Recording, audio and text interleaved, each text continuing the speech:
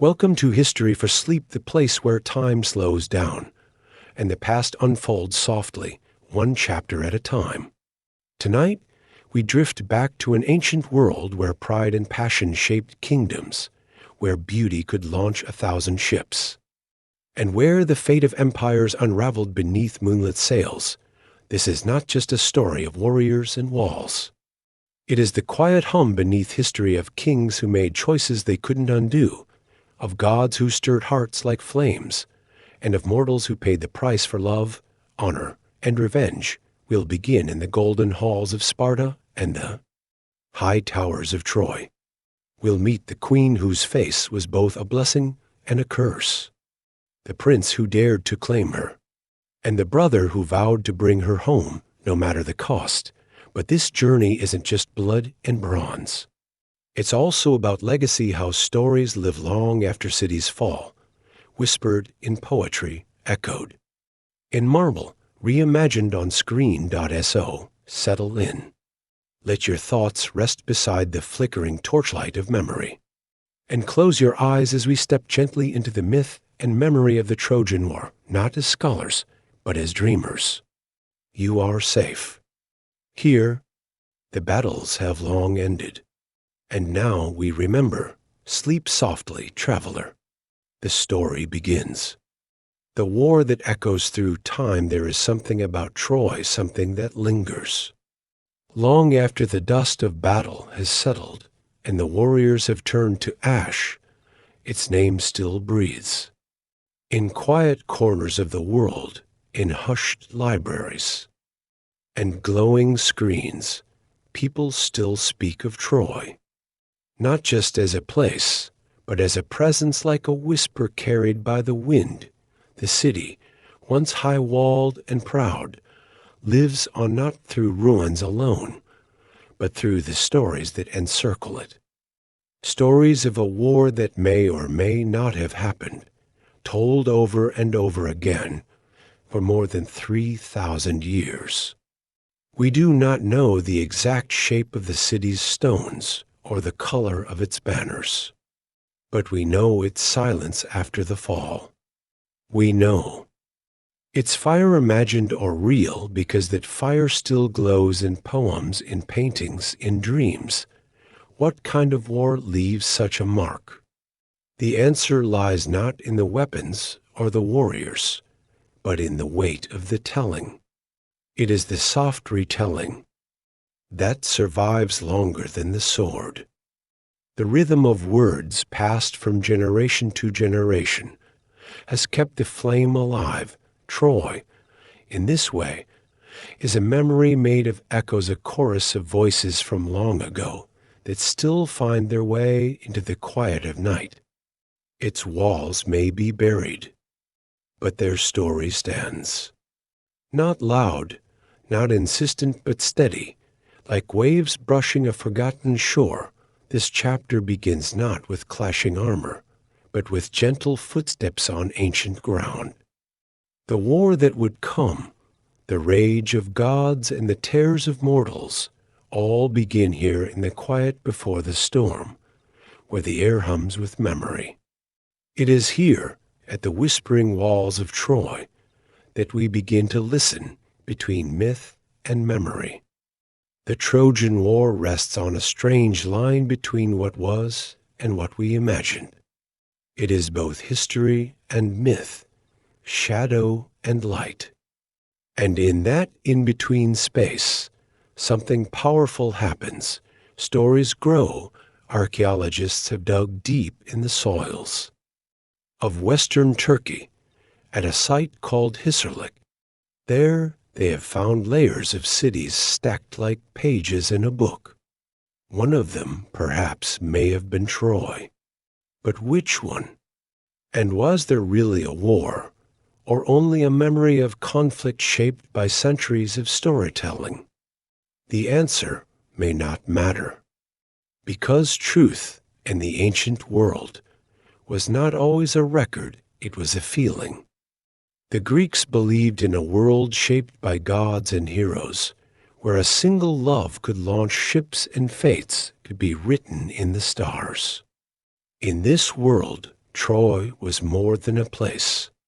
It was a lesson, a mirror, a stage for every kind of human longing. Homer's Iliad, written centuries after the supposed war, is not a history book. It is a song, one of grief, pride, rage, and destiny.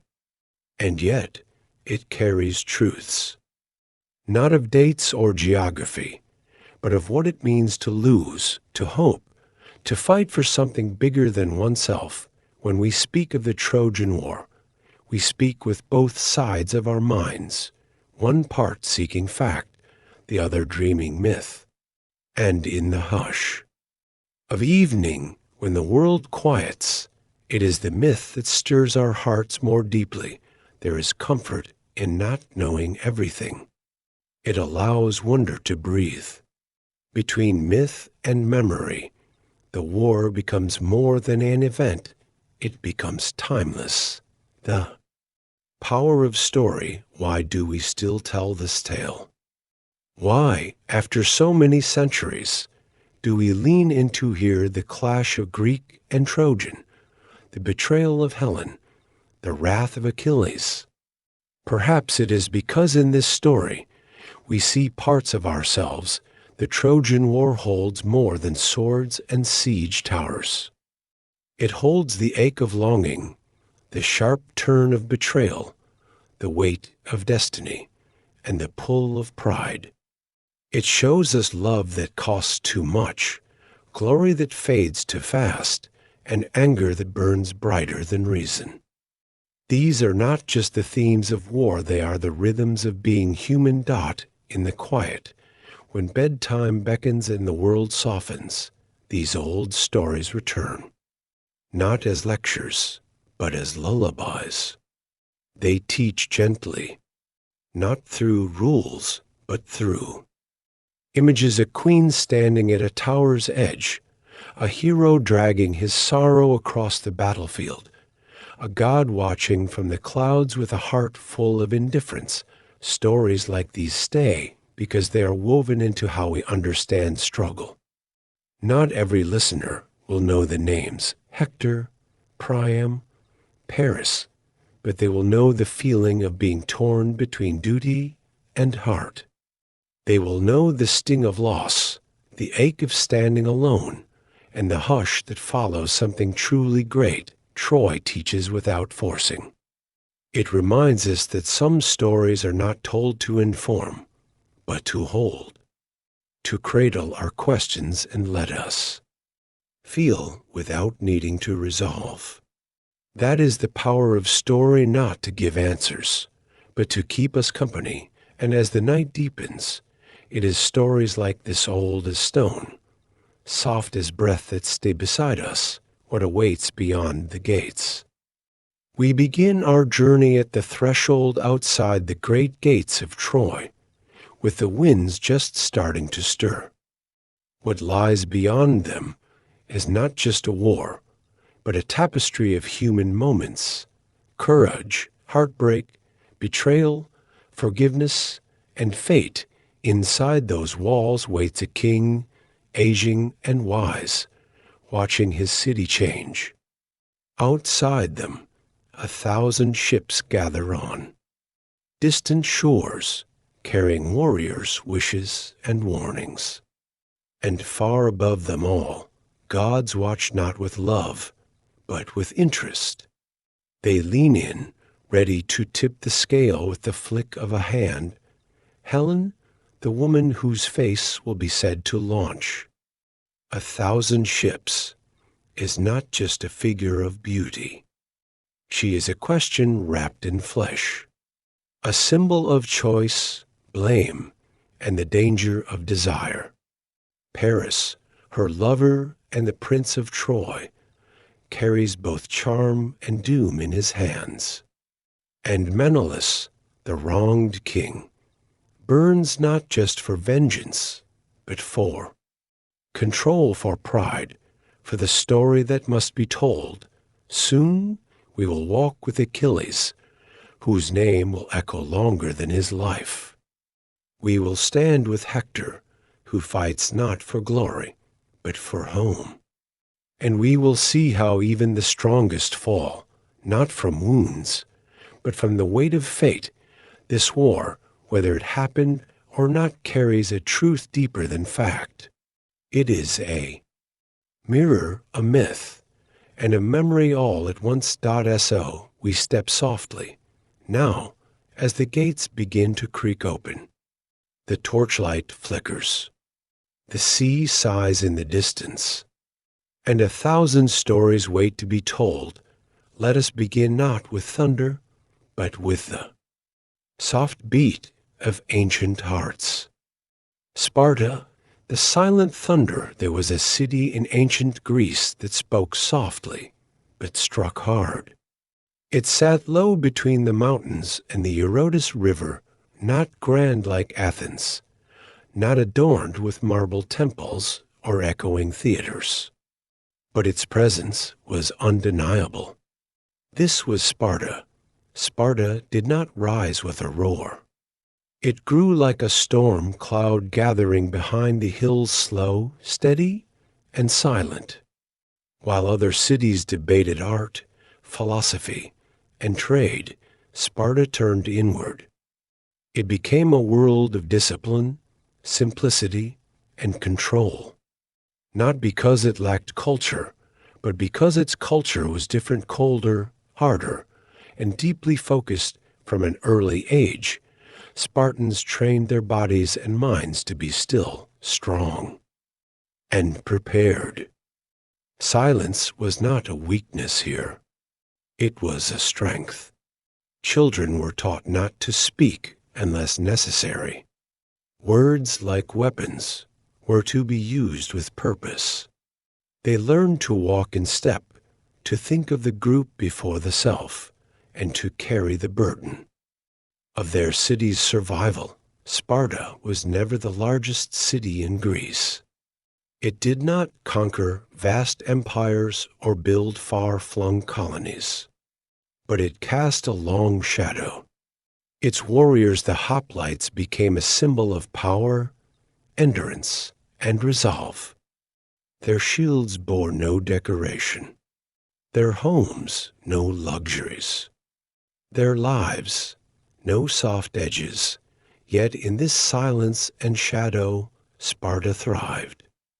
It rose not through gold or words, but through steel and structure. A city of spears held by hands that never shook. A city of shadows where loyalty mattered more than glory. The world often remembers Sparta for its battles, but it's real. Strength was built long before the battlefield, in quiet corridors, on cold mornings, in moments where strength meant saying nothing and standing firm. Mothers of warriors in most ancient cities, women watched from the edges.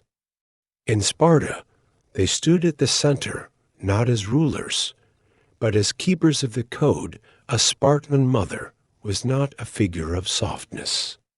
She was a builder of character, a shepherd of courage.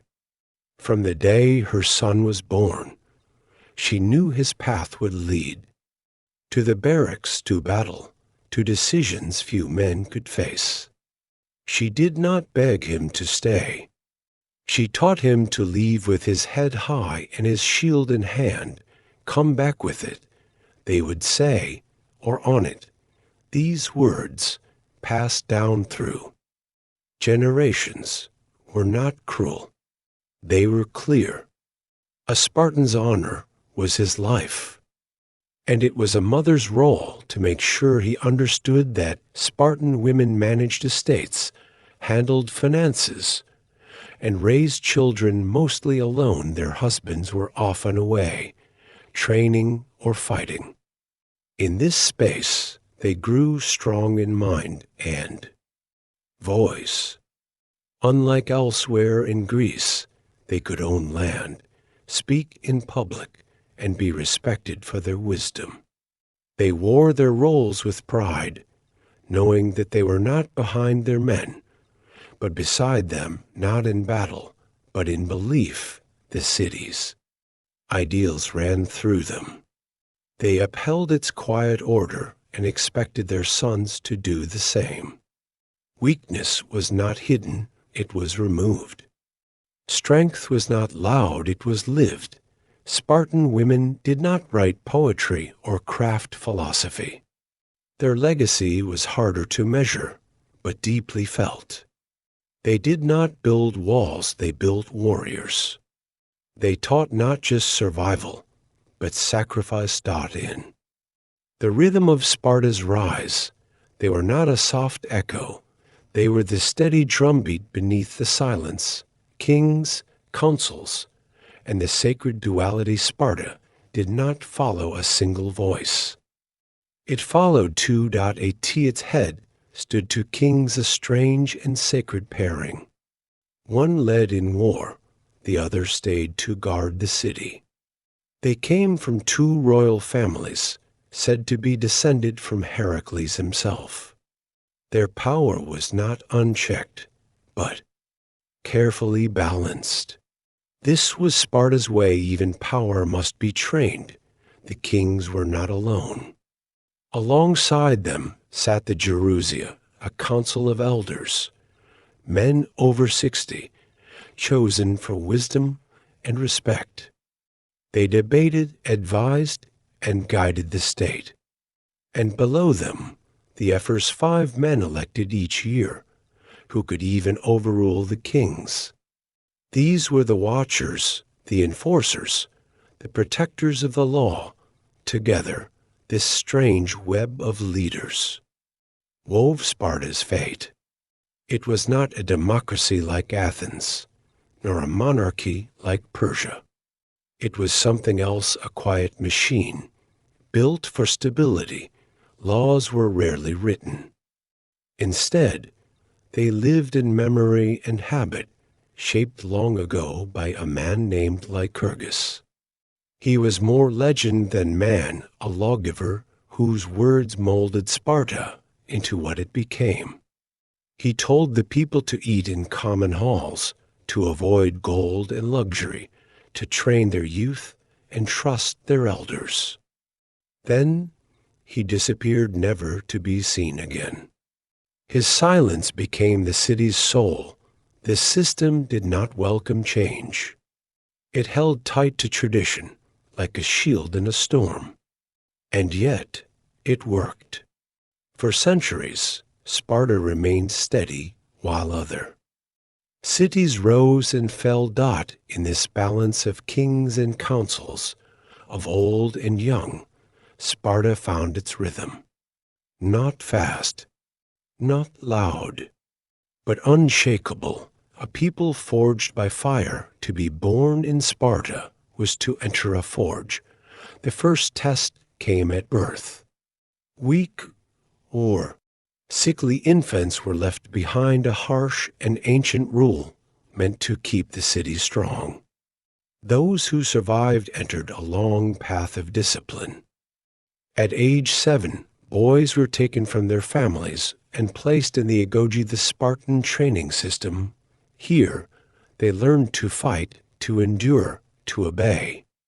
Their clothes were simple, their food scarce.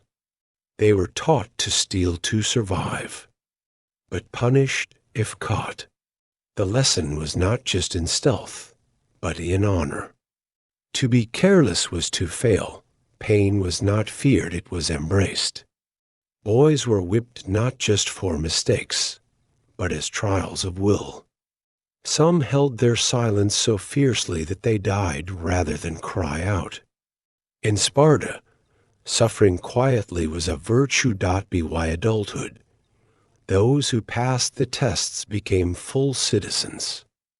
Spartiates. They lived together, ate together, trained together. Their loyalty was not just to their families, but to each other, to the city, and to its code. This unity was Sparta's true strength. Each warrior knew that he was not alone. He stood shield to shield with brothers raised in the same fire. They were not the strongest individually, but as one they were unstoppable. Even in peace, Spartans remained prepared. They did not decorate their homes or chase trade. Their wealth was measured in discipline, their pride in self-restraint. Women, too, were shaped by this fire, not in combat, but in character. They were raised to be healthy, confident, and unafraid to speak. Their strength was different, but just as firm. Sparta did not build statues or write long books. Its legacy was not carved in marble, but in memory. It left no empire, no sprawling cities, but it left a name that echoes sharp and clear, like a spear thrown through time. They were a people forged by fire. And fire, as it fades, leaves behind a glow that does not easily die. Troy, the shining city of the East, in the soft glow of ancient memory, there stood a city crowned in light. Its name was Troy, or, as the poets called it, Ilios, a place both real and dreamed, resting at the edge of the known world where land met the sea. Surrounded by fields and open sky, it rose not as a conqueror's fortress, but as a beacon, a city of balance, a city of beauty. From the distance, travelers would first see its towers. Tall and golden in the sun, they watched over the sea like sentinels of light. The walls that held the city were said to be vast and strong, crafted by the hands of gods and men. Smooth, immense stones stacked with care. These were no mere barriers, they were declarations of pride, skill, and vision within those walls. Troy was not silent. Streets curved through bustling markets and homes built of limestone and timber. Roofs caught the light of dawn and softened the blue of twilight. The scent of olive oil, honey, and warm bread filled the air. There was laughter, music, and the rhythm of daily life flowing gently through a city that had learned to grow, not just survive. Temples dotted the skyline, built for gods old and local: Apollo, Athena, Poseidon, each with their altar, each with their guardians. Columns stretched toward the sky, wrapped in carvings, kissed by morning light. These temples were more than sacred halls. They were the breath of Troy's soul, places of prayer, of thankfulness, of quiet strength. The palace, grand and wide, rested at the city's highest point. There, kings walked stone corridors lined with painted walls and polished floors. Courtyards opened to the breeze. Fountains whispered into marble basins. It was here that Troy's heart beat slow, steady, golden. But it was not just the buildings or the stones that made Troy shine. It was the way it stood, calm, noble, and sure of its place. A city not of storms, but of sun, of elegance, not excess. And though time has swallowed much of its form, the feeling remains a shimmer across the centuries. Trade and diplomacy, Troy's strength was not forged only in battle, but in bridges not of wood or stone, but of trust and trade. Positioned along the edge of the Dardanelles, near the narrow straits that connect the Aegean Sea to the Black Sea, Troy became a meeting point. A crossroads of worlds, merchants came from across the waters. Ships arrived with sails full of wind and hulls full of hope. They brought tin from the north, spices from the east, wine from the islands, and textiles from the hills. And in return, Troy gave grain, crafted goods, and its warm, strategic welcome. It was a city that opened its hands not carelessly, but confidently. Troy knew how to speak many languages. Its people learned to trade not just goods, but ideas of farming, worship, healing, and design. In this way, the city grew wise without war, rich without conquest. It stood like a bridge between old cultures and new hopes. Its leaders were not only warriors, but diplomats. Kings and princes of Troy signed treaties, hosted envoys, and navigated the currents of alliance. They built relationships with the Mycenaeans. The Hittites, the islanders crafting peace like a tapestry, each thread carefully tied. This diplomacy was not weakness. It was strategy. Troy did not need to strike first, it needed only to stand firm. It relied on its position, its reputation, and the silent knowledge that it was deeply connected to the lifeblood of ancient trade. In these quiet movements, in the exchange of amber and wheat, of oaths and coin, Troy found power. A kind of power that does not fade easily. A power built not in a single sword swing, but in centuries of respect, and as the winds passed over its harbors, the sails that filled its shores told the story. Troy was not isolated.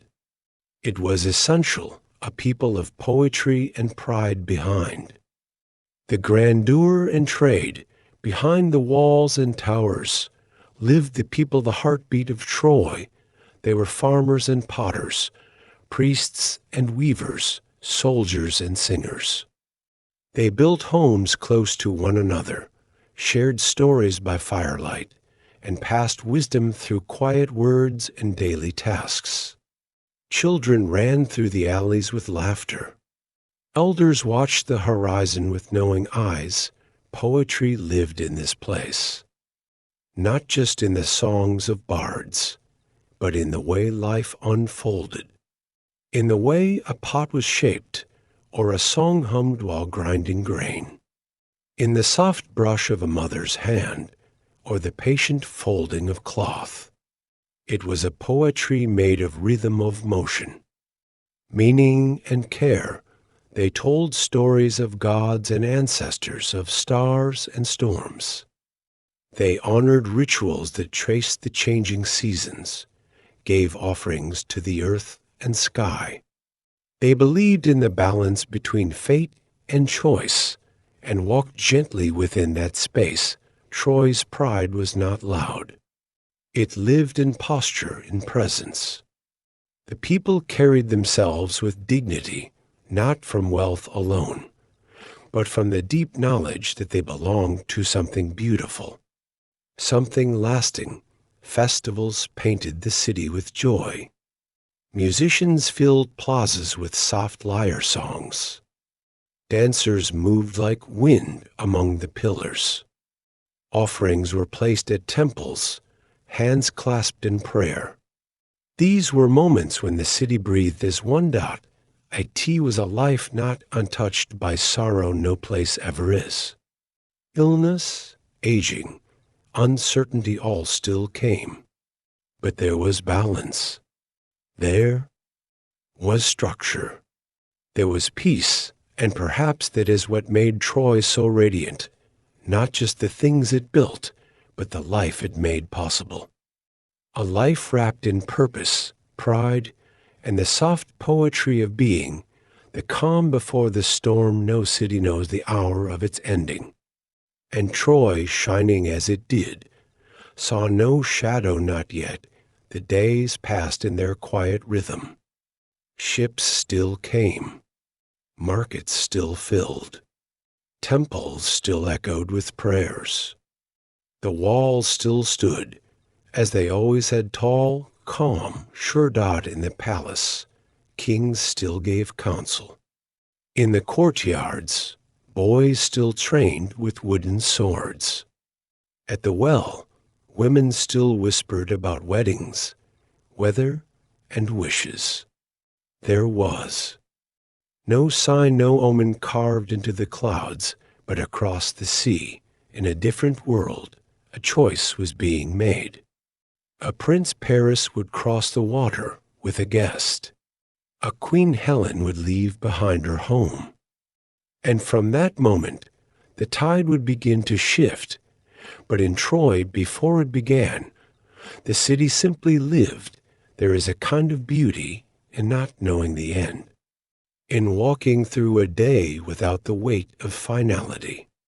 That was Troy's last gift, a moment in time when it was still whole, when its towers still gleamed without scorch marks, when its songs were still songs of peace, birds still flew across the sky, the sea still sang against the shores, children still played beneath the gates, and the people proud, poetic, peaceful, still dreamed of tomorrow.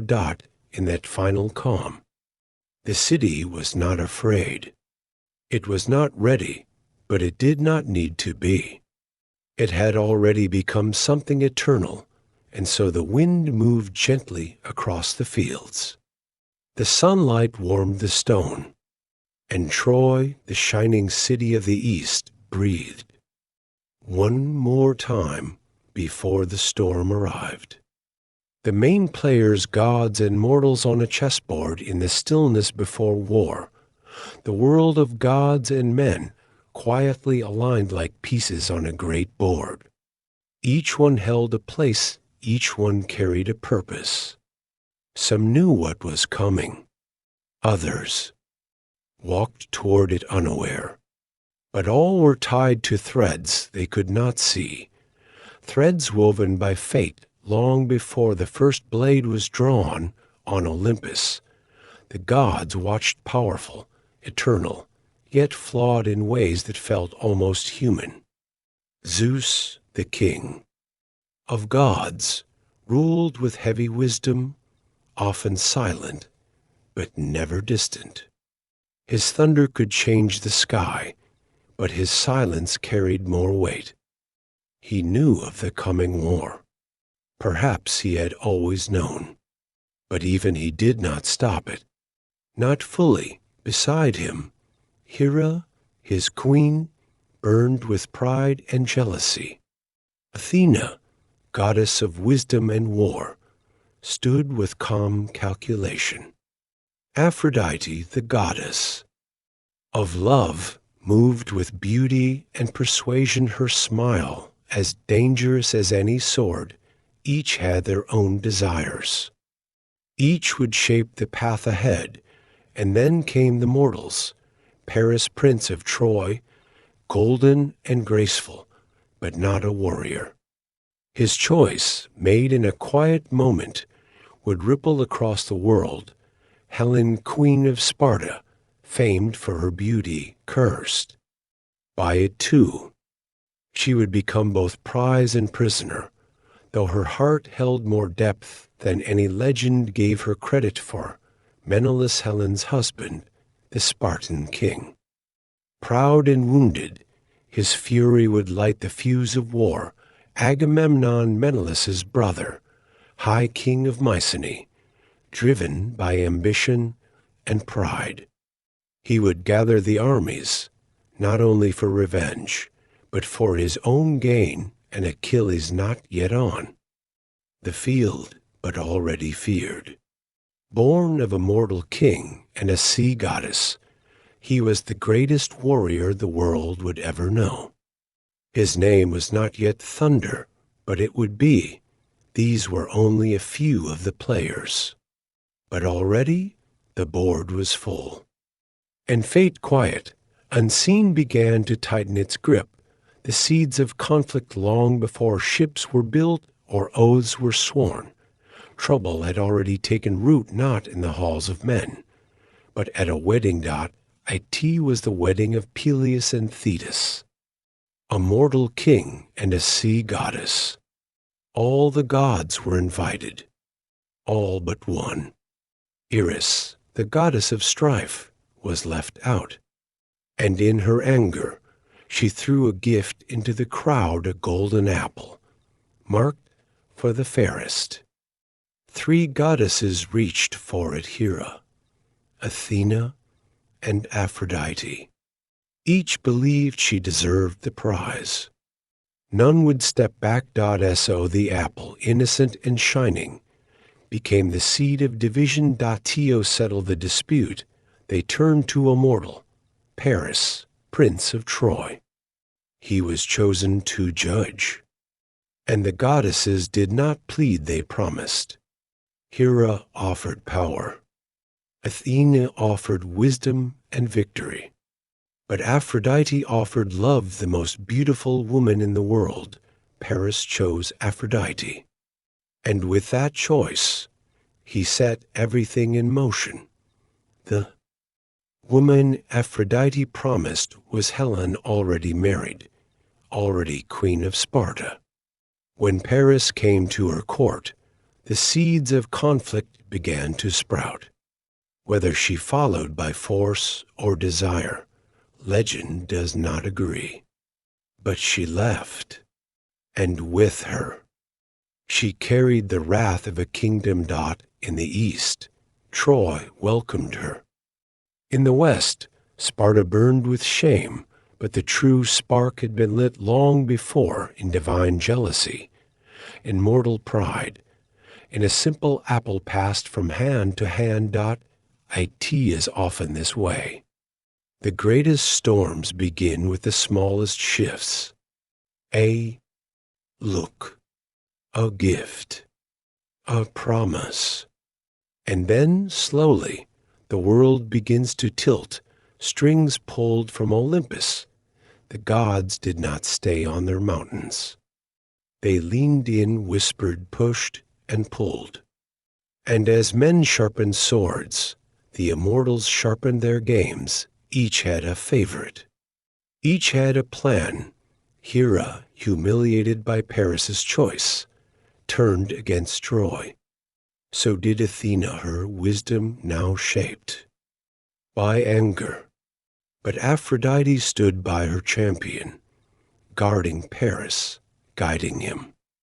Her love was not gentle. It was fierce, possessive, blinding. Zeus, as always, stood apart or tried to. He watched the war unfold, allowing it, bending it, but rarely stopping it. Some say he hoped it would thin the ranks of mankind. Others say he simply allowed fate to play its tune. Apollo, god of light and plague, would later fight for Troy. His arrows would fall like fire. And Artemis, his sister, goddess of the hunt, would demand sacrifice for winds to blow. Poseidon, lord of the sea, favored the Greeks, but his help was never without cost. Even minor gods, spirits of rivers, winds and dreams were drawn into the dance. Some came with vengeance, some with mercy, but none stayed neutral for long. To the mortals, the war was about love and honor. But to the gods, it was a stage, a contest of influence, a mirror of their rivalries. Their hands shaped fates without touching the ground. They bent rules, changed. Winds gave strength or took it away. This was not a war of men alone. It was a war soaked in divine intention, where a whisper could kill and a favor could save. And in this great tangle, mortals became pieces, not always knowing who moved them or why. Heroes in waiting across the Aegean. Heroes stirred. In quiet halls and training fields, in lonely caves and sunlit ports, they waited. Not yet called, not yet crowned, but ready. Achilles, son of Thetis, still lived in the shadows of prophecy. His mother had dipped him in the river Styx to make him invincible, all but his heel, where she held him. He was young, fast, beautiful, and unmatched in skill. But fate whispered that his glory would be short, his flame bright and brief. He waited, half in defiance, half in readiness. Odysseus, clever king of Ithaca, waited too. He did not crave war. He craved peace, his wife his newborn son. He tried to avoid the coming storm, but the call of duty and the tricks of men would soon draw him in. Ajax, great and strong, stood ready with his massive shield. Nestor, old and wise, offered counsel shaped by battles long past. Diomedes, bold and daring, would soon rise among them. Men of valor, shaped not by desire, but by necessity, and in Sparta Agamemnon gathered his strength. He called the oaths. Long ago, all suitors of Helen had sworn to defend her marriage. Now that promise returned, no longer just a pact, but a weapon across the seas. Preparations began. Ships were built, armies gathered, provisions stored, horses trained.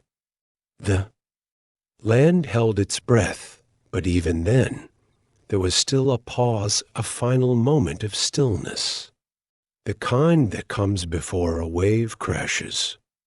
The kind that makes time feel stretched, suspended.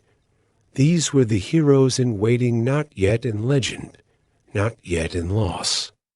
But soon their names would become echoes, and their steps would lead toward a shore that none of them would leave unchanged.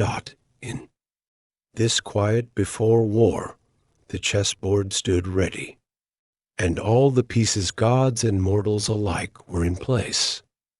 Helen of Troy, the face that launched 1,000 ships. Helen's story begins, like many ancient tales, in the quiet tension between myth and mortal life.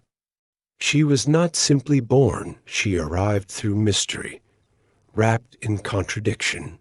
A child of sky and earth, her mother, Leda, was a queen of Sparta. Her father, depending on who tells the tale, was either her mortal husband, King Tyndareus, or Zeus himself, the king of the gods. The stories say Zeus came to Leda not as a man, but as a swan gliding across the sky in a form both beautiful and strange. That night, Leda laid 2 eggs, and from one of those eggs came Helen. Even in infancy, Helen's story felt less like a beginning and more like a prophecy.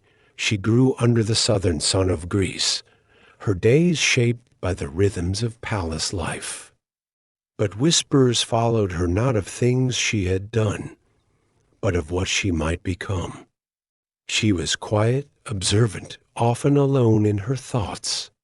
But she drew attention like the moon pulls the tide. As a girl, she was taken by Theseus, the Athenian hero.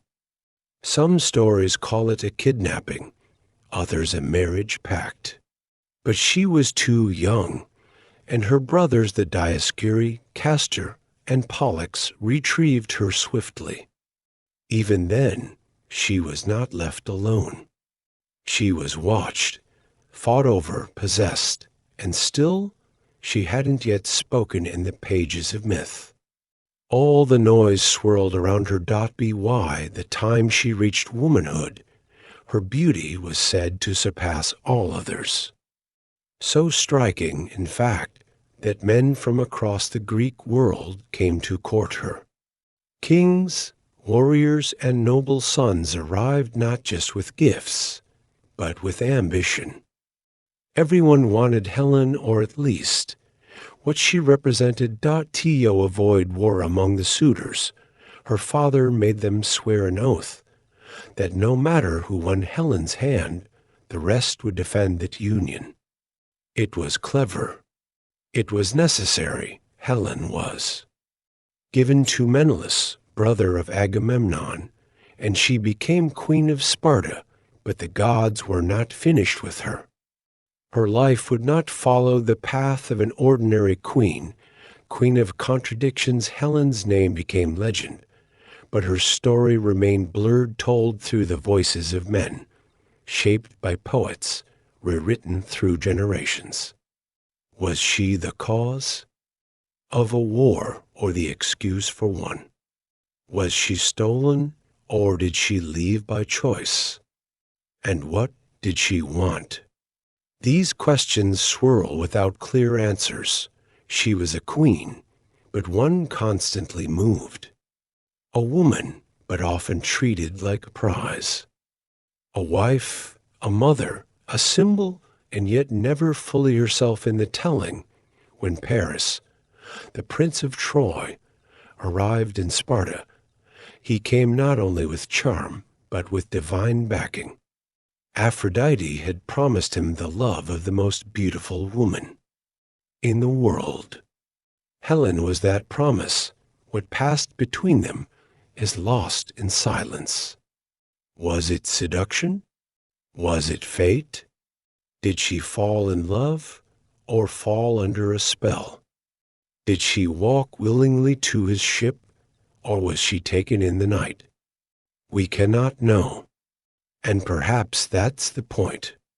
Helen exists in a space between truth and legend, never quite allowed her own voice. In Troy, she became both honored and resented. The cause of joy for Paris, the reason for grief to so many others. Some say she regretted it all. Others say she accepted her place with quiet resolve. And still others say she saw something in Paris, something tender, something free, but even then, she was more shadow than person in the minds of many. They saw her face, not her heart. They counted her beauty like a coin, not a soul, and so Helen stood at the edge of every room, watched, wanted, and misunderstood, longing, guilt, and golden chains in Troy. Helen lived in a palace of marble and silence. She wore fine robes, walked quiet halls, and watched the sea that separated her from everything she had known. Her husband was kind, perhaps, her home beautiful, but her name was no longer just hers. It belonged to poets now. To warriors. To fate, she had left a daughter behind in Sparta, a mother, a country, and perhaps she had left part of herself. As well, Helen was not a queen in power. She was a queen in chains, golden ones, soft and glittering, but chains nonetheless. She moved through days with grace, but each step held weight. She heard her name cursed by Greeks and whispered by Trojans. She became the reason thousands gathered on distant shores, and still the war had not begun. She must have known it would. Every day, the tension in the wind grew stronger. She could see it in the glances of the elders, hear it in the temple prayers. She stood on the walls of Troy, looking toward the horizon, knowing what would come, and knowing that when it did, she would not be judged for who she was, but for what her beauty had done. There is a pain in being seen only through others' desires, a sorrow in being praised for something you never chose. Helen carried that sorrow in silence, yet she was. Not only sorrow, some said she still laughed at times, still sang, still found moments of peace, perhaps even love. Her story is not all tragedy. It is also filled with small human truths, the ache of longing, the sharp breath of guilt, and the quiet hope that one day she might be seen not as a prize, but as a person, more than a symbol. Helen's name became eternal, but not always in ways she would have chosen. She was called the most beautiful woman in the world, the cause of the Trojan War, the face that launched 1,000 ships, but behind the title lived a woman dot in many tellings. She fades. She is a figure present, but without words. Yet in others, she begins to speak. In Euripides' plays, in fragments of poetry, we hear a different Helen, thoughtful, wounded, wondering if the world will ever understand her. In some versions, she never even went to Troy. A phantom took her place, and she waited alone in Egypt. These stories tell us something important, that Helen was not fixed in form. She shifted, evolved, was reimagined again and again. A symbol, yes, but also a mirror. People projected onto her their fears, their desires, their lessons, and yet, across time, something gentle remains. A sense that Helen, for all the war that came in her name, was not simply to blame.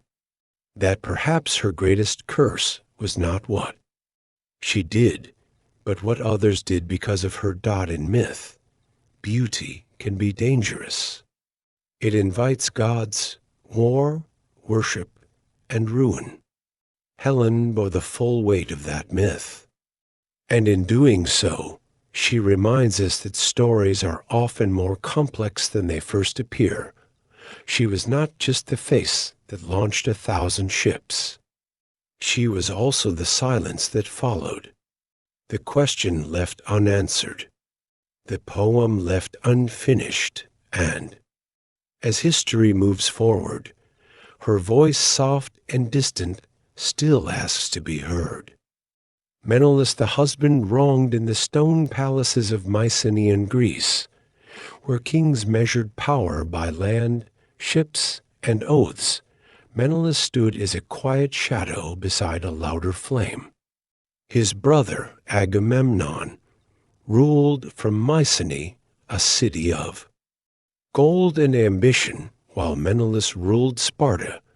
Proud but more reserved, the brothers were bonded by blood, but not always by spirit. Agamemnon burned with vision and command. Menelaus, though king, often seemed more steady than forceful, more thoughtful than dominant. Together, they balanced power. Agamemnon, the planner; Menelaus, the weight that held things in place. Their bond was shaped by their past. As sons of a truce, they had survived betrayal, exile, and the slow climb back to power. They had fought for their thrones, for their names, and for a kind of peace that never quite settled. Menelaus won Sparta through alliance. He was chosen to marry Helen, and through her, he became king. It was not conquest. It was arrangement, and for a time it worked. He ruled with calm, with structure, with a sense of duty. Unlike his brother, Menelaus did not hunger for more. Sparta was enough, but bloodlines carry expectations. And in the house of a truce, peace was never permanent. When Helen vanished, when the foundation cracked, Agamemnon saw opportunity, a reason to rally the Greek world, a banner to march beneath. Menelaus, by contrast, felt the break not in strategy, but in the center of his being. One brother saw war. The other saw loss, the burden of betrayal. The day Helen left Sparta, something inside Menelaus went quiet. It wasn't just the departure, it was the way it happened. Without warning, without closure. One moment, his queen stood beside him in the halls of their shared life. The next, she was gone, her place empty, her voice replaced by silence, and in her absence, the whispers began. Some blamed him too. Distant to dull, too slow to hold her heart. Others pitied him. But none truly knew what broke inside the man who had loved not with fire, but with steadiness. Helen was not just a wife. She was a symbol, a link to power, a thread that connected him to his people, to his allies, to his own image. When she vanished with Paris young, foreign, and gilded in charm, it was not only his marriage that fell apart. It was his identity, betrayal. Wears many shapes. For Menelaus, it wore the shape of disbelief. Not loud anger, not immediate war, but the slow, cold sting of humiliation. He paced the empty halls. He faced the echoes of her laughter, the servants too afraid to meet his eyes. Every corner of the palace reminded him of what had been and what now had been taken to lose. A queen was one thing. To lose her to another man, in full view of a watching world, was something else entirely. His kingdom questioned. His brother stepped in. And Menelaus, though deeply wounded, remained composed. But inside, a fire quietly began to burn, not for revenge, not yet, but for dignity, for restoration, for the need to rewrite the story that others were already telling about him.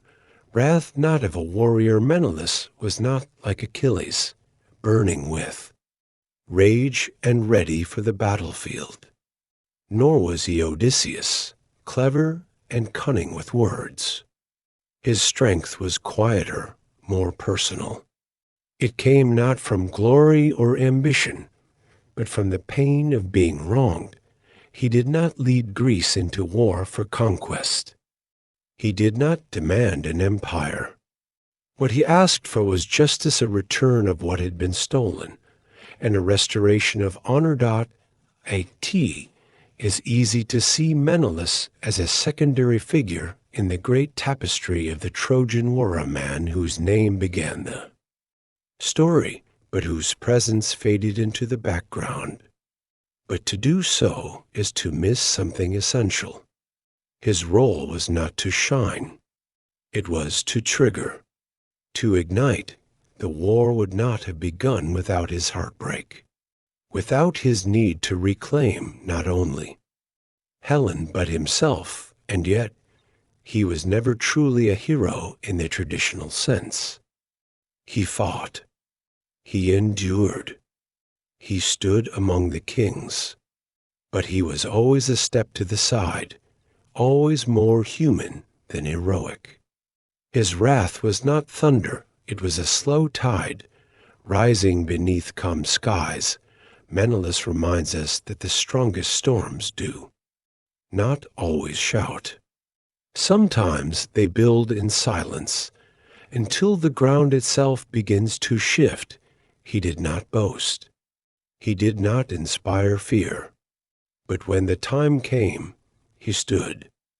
He stood for his marriage, for his kingdom, and for the quiet need to be seen not as the man left behind, but as the man who refused to disappear, marching with the world when the call went out, when the oaths of old were invoked. Greece answered. City after city, king after king, sent ships, swords, and soldiers. The horizon filled with sails. The ports bustled with armor and noise, and at the center of it all stood Menelaus, not as the commander that title belonged to Agamemnon, not as the fiercest warrior Achilles claimed that honor, but as the reason, as the wounded heart. Behind the war, the Greeks did not march for strategy alone. They marched because of an oath to him, because he had been wronged, because the gods had been insulted, because a prince from far away had taken what was not his, and so they came, not just for Menelaus, but through him. His pain became a cause, his sorrow a signal. He stood on the shore, watching the army form. He saw the young and old arrive. He greeted the kings, some with warmth, some with caution, and he waited for the wind to rise to carry the fleet. Toward Troy. A T was a strange kind of power, not active, but profound. He was not the storm. He was the reason the storm gathered, and in that quiet, in that space between loss and war, Menelaus carried the weight of everyone's expectations. He did not ask for war, but once it came, he walked with it not loudly, but steadily, and the world marched with him. Paris, the prince who chose desire, long before ships sailed toward Troy and war consumed the plains of Ilium, there was a boy, cradled not in a palace, but in the quiet arms of nature. He was born to a king and queen, but the stars whispered of ruin. And so the child was taken to the mountains, not to be raised in silk, but in silence. Paris was the son of Priam and Hecuba, rulers of Troy. Yet his birth did not come with celebration. Before he could speak, dreams warned of what he would become. His mother saw flames in her sleep, a torch in her arms, a city in ashes. The priests read the signs. This child, they said, would bring destruction, and so, to stop fate, they let him go. He was left in the wild, a newborn alone in the hills. But fate does not break easily. A shepherd found him, took him in, and raised him as his own. Paris grew beneath open skies. He learned the ways of animals, the shape of seasons. He lived simply, quietly, unaware of the blood in his veins. Among the sheep he found peace. Among the trees he found strength, not the strength of warriors, but of watchers. He became kind, graceful, and fair. He moved with ease and spoke with charm. People listened when he talked, not because he commanded, but because he cared. He knew nothing of palaces or prophecy. His life was full, even in its smallness. But the threads of destiny were already pulling tight, and soon the world would come looking for him, the golden apple one day. The sky opened not with thunder, but with something stranger. From the heights of Olympus came a disagreement. 3 goddesses, each powerful, each radiant, each unwilling to yield. A golden apple had appeared at a wedding cast by Eris, goddess of discord, who had not been invited. On it were the words, "To the fairest." Hera claimed it. Athena claimed it. Aphrodite claimed it. And no god dared choose between them. So they turned to a mortal, not a king, not a hero, but a shepherd. Paris, quiet son of the hills, was chosen to judge. They came to him in disguise, and then in splendor. Each offered a promise. Hera, queen of gods, offered power, kingdoms, control, glory. Athena, wise and battle-hardened, offered wisdom, victory in war, greatness in mind. And Aphrodite, goddess of love, offered beauty, the most beautiful woman in the world. Paris listened. He watched. And in the end, he chose Aphrodite, not for strategy, not for ambition, but for love, or perhaps the idea of love, the longing for something tender, something pure. The golden apple passed into Aphrodite's hand. The other goddesses turned away, wounded and angry. And in that moment, something ancient shifted. A tea seemed like a simple thing, a gift, a smile, a promise accepted, but the gods remember. And choices echo, choosing love over peace true to her word.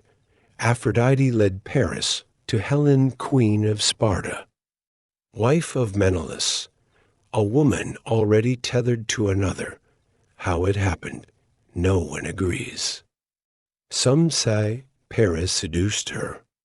Some say Aphrodite enchanted her.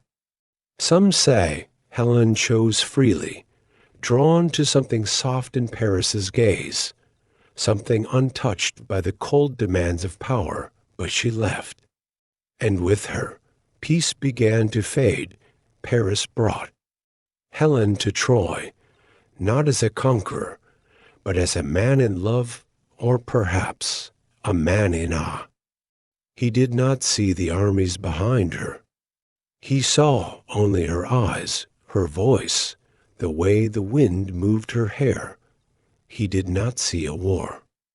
He saw a moment, a life he wanted, but Troy was not just a city. It was a kingdom with alliances, traditions, and pride. The elders watched with worry. His father, Priam, welcomed Helen, but knew the risk. His brother Hector, noble and brave, stood in silence. And the people, they whispered, Paris, once a hidden child, now stood at the heart of a storm he had. Invited, the Greeks called it betrayal. Menelaus called it theft. Agamemnon called it war, but Paris called it love, and love, whether foolish or fierce, had already taken root. A man in the eye of a storm in the stories that followed. Paris was painted many ways as coward, as lover, as fool, as thief. But in truth, he was only a man. He was not the greatest fighter. He lacked the rage of Achilles, the strength of Ajax, the cunning of Odysseus. He did not crave war. He did not lead charges or lift armies. He stood apart, not weak, but unsure in his heart. He wrestled with what he had done. Did he regret it? Perhaps. Did he love Helen? Likely. But could he undo the path that led there? No, and so Paris remained not a hero, not a villain. Just human. He walked the halls of Troy with Helen on his arm, trying to hold on to a love the world condemned. He faced his brother's disappointment, his father's quiet grief. He watched as ships appeared on the horizon, as war slowly unfolded. When battle came, he fought, not fearlessly, but honestly. He wounded. He bled. He tried. He was not made for war, but war made its way to him, and in the eye of it all, Paris stood a man caught between gods and kings, between desire and consequence. His choice had been simple, but the world is rarely kind to simple choices. Paris, the spark that lit the flame, long before his name was known across oceans. Paris was just a boy of the mountains. His story began not in comfort or ceremony, but in fear, the kind that creeps quietly into dreams and reshapes the fate of kingdoms. He was the son of Priam and Hecuba, king and queen of Troy. But before he took his first breath, omens darkened the palace halls. Hecuba dreamed of fire, a flaming torch in her arms, setting the city alight. The seers gave the dream a name, destruction. They warned that the child she carried would one day be the cause of Troy's downfall, and so a choice was made. 2. Spare the city. The baby must be left to the wild. On a quiet morning, a servant climbed the slopes of Mount Ida. In his arms the newborn prince, in his heart the weight of a kingdom's fear.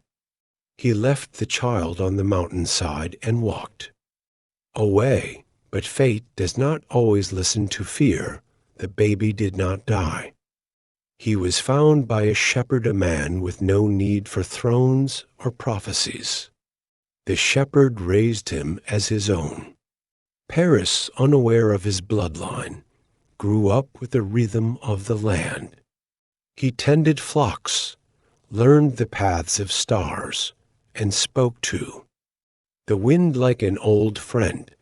He became known in the hills for his fairness, his kindness, his beauty. The animals trusted him. So did the people. They called him Alexander, the protector of men.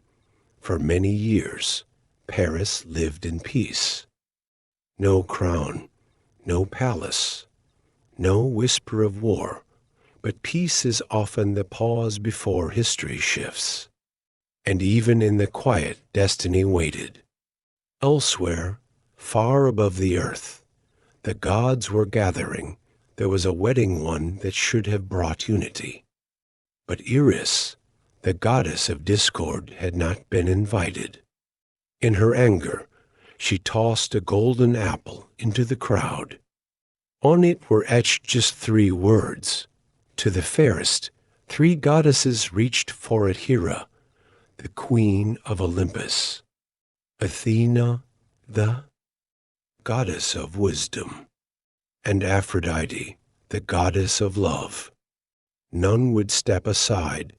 Zeus, king of gods, refused to choose between them. Instead, he pointed to earth, to a quiet shepherd tending his flocks near Troy. A mortal with an honest face and an untangled heart, Paris, the goddesses came to him in all their splendor. They asked him to decide who was most beautiful. But beauty in this case came with promises. Hera offered him rule over mighty lands, kingship, and command. Athena promised victory and wisdom, glory in war, and the sharpness of thought. Aphrodite simply smiled. She offered love, the love of the most beautiful woman in the world. Paris listened. He weighed their words. And in the end, he chose Aphrodite, not for power, not for wisdom, but for the ache in his heart, a longing for something soft, something deep. With that choice, the golden apple passed to the goddess of love, and the other to Hera, and Athena turned away. Their pride wounded, their favor lost. The sky did not rumble. The earth did not shake. But something had shifted. A spark had been struck, and the fire, though quiet now, had already begun to catch. The abduction of Helen, guided by Aphrodite's promise, Paris sailed to Sparta. He came not as a threat, but as a guest, a visiting prince, charming and gracious. He was welcomed into the palace of Menelaus, king of Sparta. There he met Helen. The poets speak of her beauty as unmatched, enough to turn tides and tear kingdoms apart. But Helen was more than a face. She was a queen, a mother, a soul shaped by years of duty and longing. What passed between them remains wrapped in mystery. Did Helen fall in love with Paris? Did Aphrodite cast a spell? Was it fate, desire, enchantment, or all 3? What we know is simple. Helen left. With Paris, she boarded a ship and sailed east toward Troy. Some say she did so willingly. Others say she was stolen. The truth may lie somewhere in between, tangled in the silence of history. When the ship pulled away from Sparta's shores, it carried more than 2 lovers. It carried betrayal, sorrow, and the first breath of war. In Troy, the gates opened. For them, Paris returned as a prince, revealed at last to be the lost son of Priam. Helen, once queen of Sparta, was now a guest or prisoner in a foreign palace. The people of Troy watched in silence. Some whispered of beauty, others warned of danger. But the moment had passed. Helen was here. Paris had chosen, and across the sea, a king returned to an empty hall. Menelaus came back to Sparta expecting routine, the rhythm of palace life, the stillness of a familiar home. Instead, he found absence. Helen was gone. His wife, his queen, the center of his world. Shock gave way to grief. Grief turned to rage, but this was not a private sorrow. Years before, when Helen was offered to Menelaus, the Greek kings had sworn an oath, an agreement forged by the fear of conflict. If anyone tried to take her, all would rise to defend her marriage. Now, that promise was called upon. Messengers rode to distant cities. Horns were sounded. The great names of Greece were summoned: Agamemnon, Odysseus, Achilles, Ajax. From the hills of Ithaca to the plains of Thessaly, the call echoed. Ships were built, spears sharpened, armor polished under the fading light of the sun. The war did not begin with a battle. It began with heartbreak, with a wound left open across water, with a man staring into the space where love had lived. Menelaus did not march alone. Greece marched with him, and so across the Aegean, sails began to rise. The sea filled with the silent promise of retribution. Warriors stood ready, not just for duty, but for pride. The world had tilted not with a sword, but with a kiss. Not with violence, but with choice. 1,000 ships moved toward Troy, and the fire, once only a flicker, now burned steady across the horizon. Hector, the heart of Troy, before the clash of spears and shields, before war cries echoed across the plains, there stood a man not in armor, but in silence watching his son sleep. Hector of Troy, firstborn of Priam, was not carved from rage like so many others. He was shaped by tenderness, not brutality.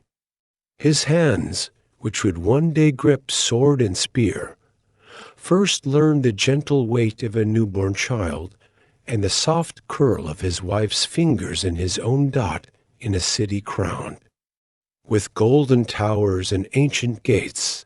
Hector was the steady center. While Paris brought chaos in his wake, it was Hector who brought calm. He did not seek glory, though glory clung to him.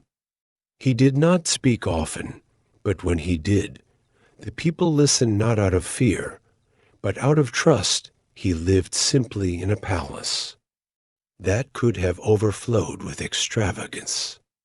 He shared meals with his people, knelt beside his aging father with reverence, and carried his son, Astyanax, through the corridors of the palace as though the child were made of starlight.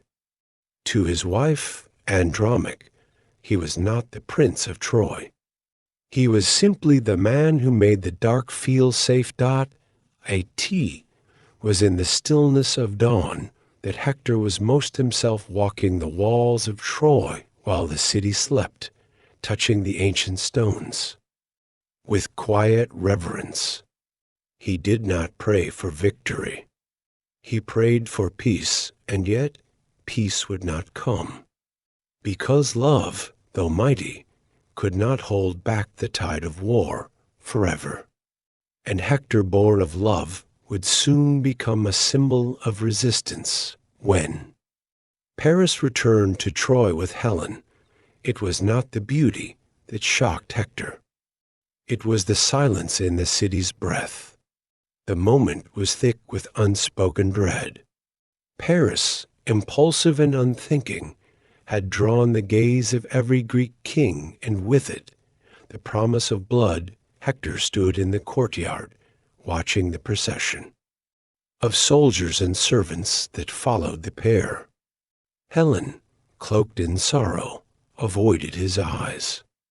Paris, proud and smiling, believed himself invincible. But Hector knew what Paris had done, and what it would cost. He did not rage. He did not curse. He simply turned and walked away. To counsel, he spoke plainly. "You have invited ruin," he said, "not for yourself, but for all of us." Yet when the call to arms came, it was Hector who rode out first. Not for Paris, not even for Helen, but for the people who would suffer in the name of one man's desire. He knew that Troy could not be unburned, that choices made could not be unmade. Still, he bore the burden not because he believed in the cause, but because someone had to carry the weight. In private, he pleaded with Paris.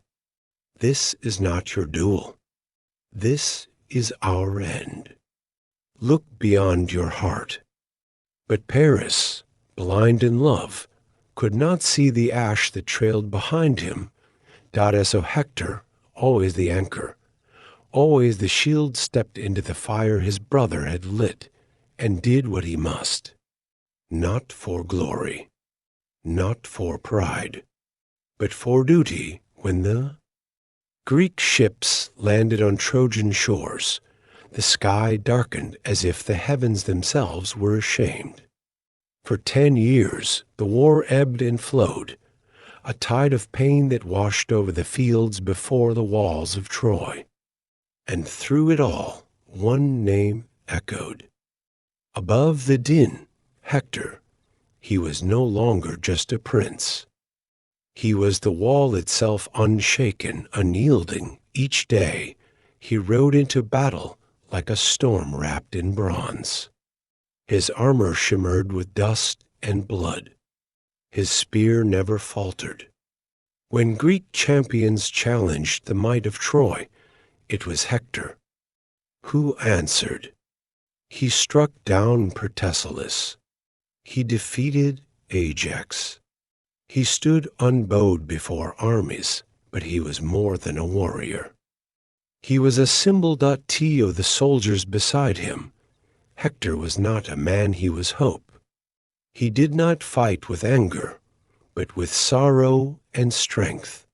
He carried the weight of the city on his back, and still managed to rise when morale faltered.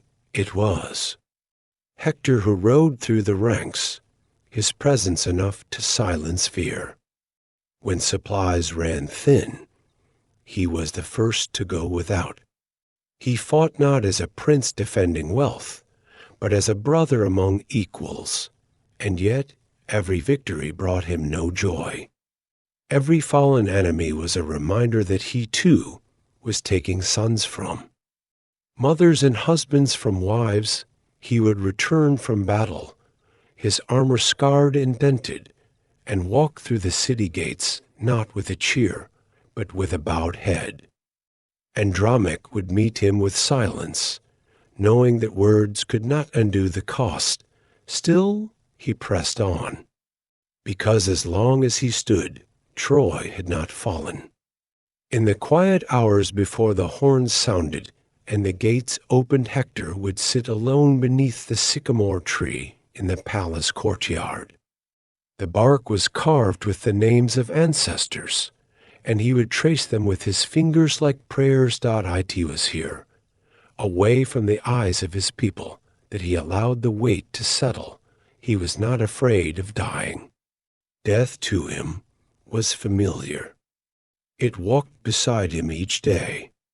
What haunted him was the thought of Troy without him, of Astyanax growing up in ruins, of Andromache standing at an empty window. He thought often of surrender, of what it would mean to kneel, not in defeat, but in mercy. But then he would hear the laughter of children in the distance, or the whisper of priests in the temple, and he would remember what he fought for. The crown he wore was not gold. It was made of duty and silence, of choices no one else wanted to make, of standing firm when even the gods turned away. One morning, as the sun rose red above the horizon, he embraced Andromache and Astyanax for what would be the last time. He held them tightly, memorizing the shape of their faces. And when he let go, he smiled, not because he believed he would return, but because he needed them to believe it. That day, he faced Achilles, the Greek storm, the living fury. The two clashed beneath the walls of Troy as the city watched in breathless grief. Hector fell not as a man defeated, but as a soul fulfilled. For in every step he had taken, he had carried not the weight of war, but the love of a city, a family, and a dream of peace. And in the silence that followed, Troy did not crumble. It wept. Priam, the king who lost everything before the war, before the fires, before Troy's walls trembled beneath the weight of fate, there was a young man named Podarces, not yet called Priam, not yet called king. He had seen defeat once before. When Heracles sacked Troy in his youth, Podarces was taken prisoner. His brothers were slain. His father's throne was toppled. But even in chains, there was something in his eyes, a quiet dignity that could not be stripped away, ransomed back by his sister Hesione. He was reborn with a new name, Priam, meaning the redeemed, and with that name, he returned not just to survive, but to rebuild. Years passed. Troy grew under his watch, stone by careful stone. He did not rule by fear or sword, but with patience and presence. His voice did not need to rise to be heard. His steps did not need to thunder to command respect. He walked among the people, not above them. He restored temples, opened markets, and strengthened the city's great gates.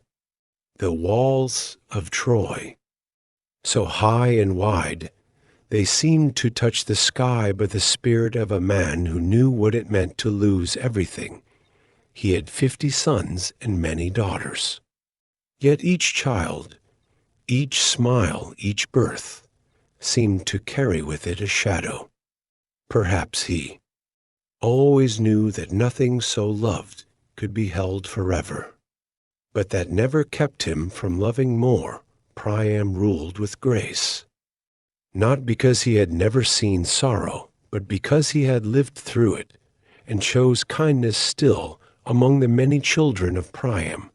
2 sons would shape the tide of history more than most, one by the pull of prophecy, the other by the weight of duty. Paris was born beneath a dark sky. Seers warned of doom, that the child would bring about the fall of Troy. Priam, stricken with fear, ordered the boy left to die on Mount Ida. But fate does not die in the cold. Paris lived raised by shepherds, unaware of who he truly was. Years later, he returned. The boy became a prince who would take Helen from Sparta, and in doing so, invite every sword of Greece to Troy's shores. Priam, though burdened by the prophecy he once tried to outrun, welcomed Paris home, not because he forgot the warning, but because he could not forget he was a father. The pain of losing a son once had been enough. Then there was Hector, the golden son, the soul of Troy. In Hector, Priam saw not ambition, but honor, a protector, not a seeker. Hector bore the weight of war not for conquest, but for kin. Priam watched as his sons were pulled into the gods' cruel games. He did not curse them. He did not cast blame. He simply stood eyes weary, heart full, and loved them. Fiercely, endlessly, and when death began to steal them away, one by one, he mourned not as a king, but as a father. A man whose love was too deep to protect, and too strong to let go. As the years of war unfolded, Priam sought not glory, but peace. He sent offerings to the temples. He called upon Apollo, upon Zeus. He listened to omens and offered sacrifices to soften the hands of fate. But fate, once set in motion, rarely turns aside. He dispatched envoys with olive branches and soft words. He offered Helen's return, compensation, apologies, anything to still the storm. Yet the Greek kings would not yield. Too much pride had been wounded. Too many lives already lost. Still, Priam did not stop. He believed in reason, in hope, in the power of peace. He met with his council under torchlight. He wept in silence beneath the stars when Hector begged to keep fighting. Priam held him close and said nothing. There was nothing left to say. Troy was no longer a city at war. It had become war itself. A symbol, a prize, a curse. Priam stood at the gates many times, watching the horizon for a truce that never came. Each time he saw nothing but sails, more ships, more spears, more sorrow. He was not a fool. He knew the tide was rising. But he also knew that to stop seeking peace, even when peace seemed impossible, was to lose his humanity, and that he would never give. When Hector fell beneath Achilles' spear, the sun did not rise the same the next day. The walls of Troy did not crumble, but something within them cracked. The people wept. And Priam, who had not shed a tear in public in years, stood in the courtyard, surrounded by silence, and let the grief pass through him like a cold wind. Achilles refused to return Hector's body. Day after day, he dragged the prince's corpse around the Greek camp, a cruel act meant to shame the Trojans. But Priam knew shame was not the end of the story. One night, under cover of darkness, the old king did what no warrior dared. He loaded a chariot with treasure, not as bribe, but as offering. He dressed in plain robes, and with a single elderly servant, he passed through the gates of Troy. He left behind a city still burning with grief, and rode alone to the enemy's camp. He had no weapons, no guard, only his age, his sorrow, and a father's plea when he arrived. The Greek soldiers stared in disbelief. The tent of Achilles stood ahead, bright and deadly. And Priam stepped forward. He knelt. He reached out with trembling hands, and he begged, not as a king, but as a father, "Give me my son." He said, in that moment, even Achilles, wrathful and broken, was silenced. The rage of gods paused before the raw ache of human love. Achilles wept and he gave Hector back. Priam held his son's body in his arms once more. The boy who had once run through palace halls with laughter, who had once worn a bronze helm too big for his head, now still and cold, he brought Hector home. And Troy, for a single night, was quiet dot in that final walk. Priam showed the world that true strength is not found in battle, but in love that endures past hope. He would die not long after. Troy would fall. The gates would break, but in the long memory of myth, it is not the walls that are remembered. It is the man who knelt for his son. Agamemnon, the general of grudges. In the grand coalition that sailed toward Troy, there was one figure who stood taller than the rest, not by grace or virtue, but by force of will. Agamemnon, king of Mycenae, ruled not only his own people, but the gathering of all the Greek kingdoms. He was not the bravest nor the most beloved, but he was the one who could command. He came from a line of kings marked by blood and betrayal. His house had seen brother turn on brother, and curse follow inheritance. From this legacy, Agamemnon had learned a single truth: control must never be questioned. His palace at Mycenae stood as a fortress of stone and silence. There he ruled with a cold, measured strength.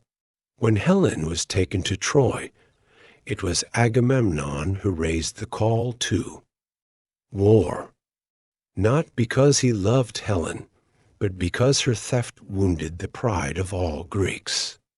And for Agamemnon, pride was a thing that could not be left unanswered. He gathered ships, thousands of them. He united kings who distrusted each other, who fought over land and glory.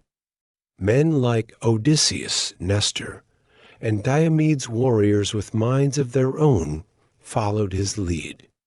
Why?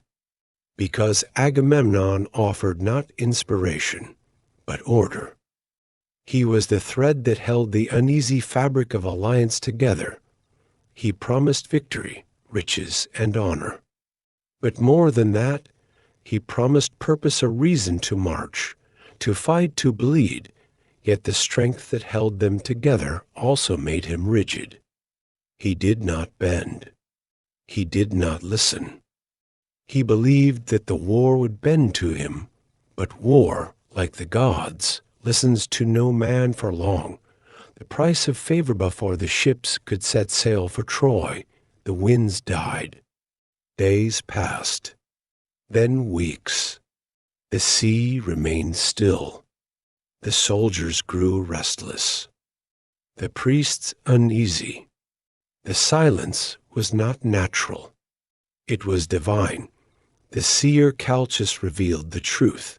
Artemis, goddess of the hunt, had been offended, and she demanded a price. Agamemnon's price. To appease her, he would have to give up his daughter Iphigenia. The demand struck deeper than any sword. Iphigenia was not just a child. She was his light, his gentleness. In the quiet hours, when the war drum ceased, she was what reminded him he was more than a general, that he was still a father, but the army waited.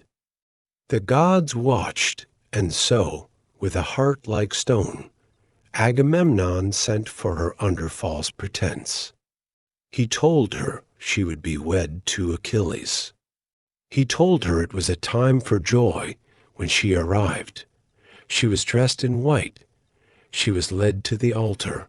There, beneath the open sky, Agamemnon lifted his hand and severed something no king could mend. The winds returned, the ships moved, but the silence never left him. From that moment on, every step toward Troy was shadowed by her name. Every victory rang hollow. Every command he gave bore the stain of that choice. He had made a sacrifice not for love, but for progress. And in doing so, he lost the part of himself that knew how to stop, clashing with Achilles among the many warriors who served under Agamemnon. None shone brighter than Achilles. Young, godlike, and nearly invincible, Achilles was both a weapon and a flame brilliant, but hard to hold when Chryses, the daughter of a priest, was taken as a war prize by Agamemnon. Her father pleaded for her return. Agamemnon refused. But when plague struck the camp, and the oracle spoke of the god's anger, the king relented bitterly, still hungry for pride. He demanded compensation.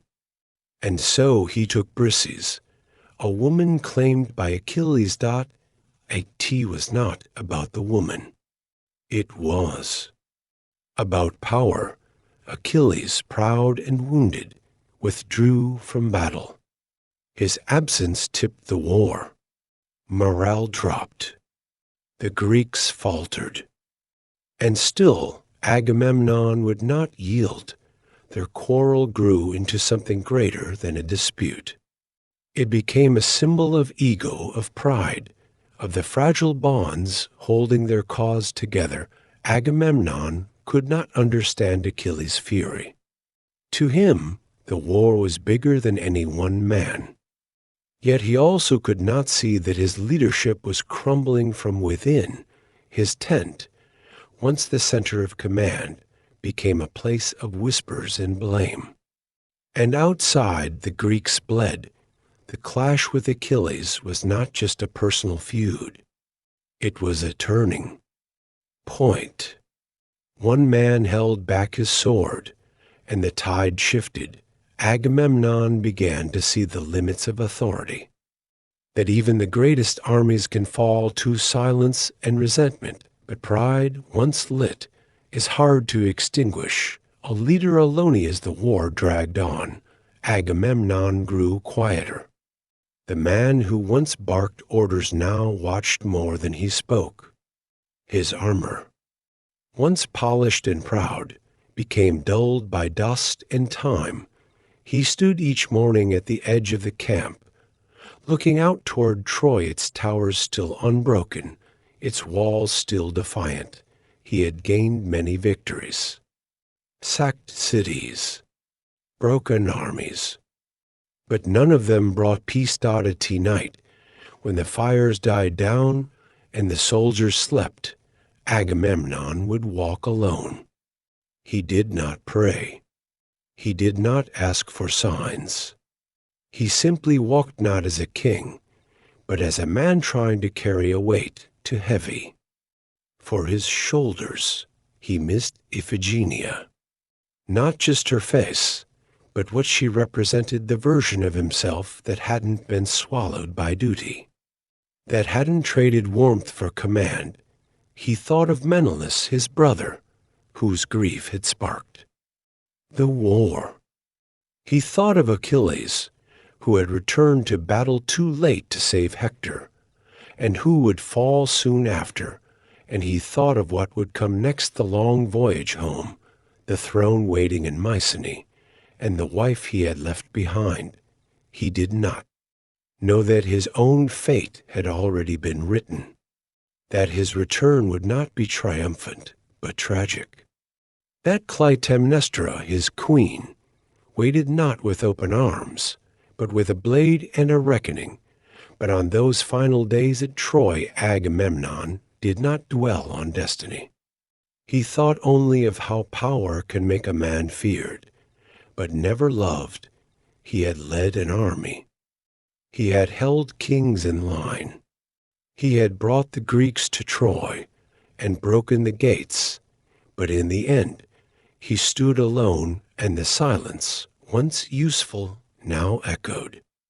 Achilles the immortal with a mortal heart, in a time when myths brushed against the skin of the world. A child was born of sea and fate. His mother, Thetis was no ordinary woman. She was a sea nymph, older than empires, flowing with ancient power. The gods themselves had once courted her, until prophecy intervened. It was foretold that her son would surpass his father in glory. And so she was wed to a mortal king. Peleus, their child, Achilles, was not like other children, even in infancy.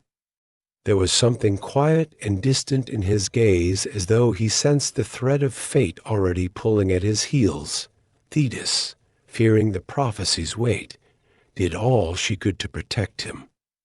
In the dark, she held him by the heel and dipped him in the river Styx, that black stream of the underworld. Every part of him became invincible save for the place her fingers gripped. A small patch of mortal skin, hidden at his heel, would remain his only weakness. He was trained by Chiron, the wise centaur, deep in the forests.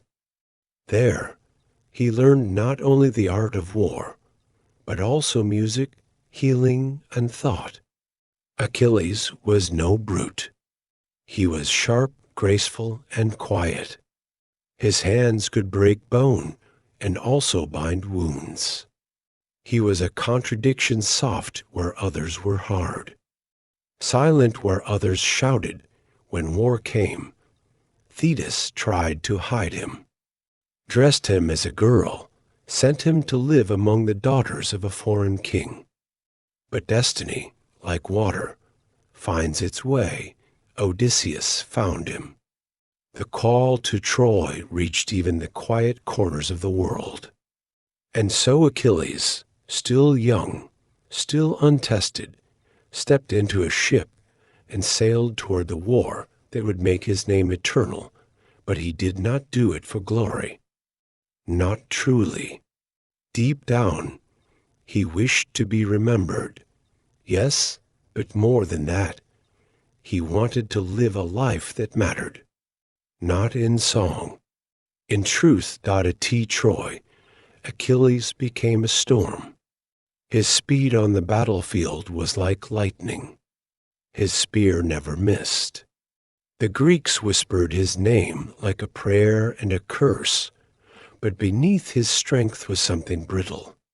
He was proud, yes, but also sensitive. He wanted to be valued, not just used. To be respected, not just feared. When Agamemnon the High King took Briseis, a woman Achilles cared for, it shattered something inside him. She had been given to Achilles as a prize, but she had become more than that. A comfort, a quiet place in the chaos. Agamemnon's act was not just political. It was personal. It told Achilles that he did not matter, that he was a weapon, not a man. So Achilles withdrew. He sat by his ship, far from the walls of Troy. He did not fight. He did not speak. He simply waited, and without him, the Greek army began to fall apart. Warrior after warrior was struck down. The Trojans grew bold. The tide of war turned. Achilles knew what his absence meant. He heard the cries from the battlefield. He saw the wounded return, bloodied and broken. But he would not move, not yet. His silence was not born of cruelty, but of pain, of a deep, burning sense of injustice. Achilles did not want to win a war for men who did not see him. So he waited, and inside him the fire grew. Of all the souls in Achilles' life, none shone brighter than Patroclus. Their bond was old, forged in youth. Whether friend, brother, or something deeper, the truth is lost to time.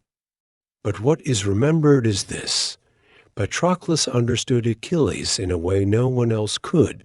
When Achilles refused to fight, Patroclus came to him, not to argue, but to help. He saw the pain in Achilles' eyes, and he carried it quietly. He asked for permission to enter battle in Achilles' armor to inspire the Greeks. To push back the tide, Achilles agreed. Reluctantly, fearfully, and so Patroclus rode out, wearing Achilles' helmet, carrying his shield, moving like the man he loved. The Greeks saw him and cheered. The Trojans saw him and trembled, but fate was already watching. Hector, the prince of Troy, met Patroclus on the field. Thinking him Achilles, he struck him down. When the body was returned, bloodied and still, Achilles broke. He did not weep.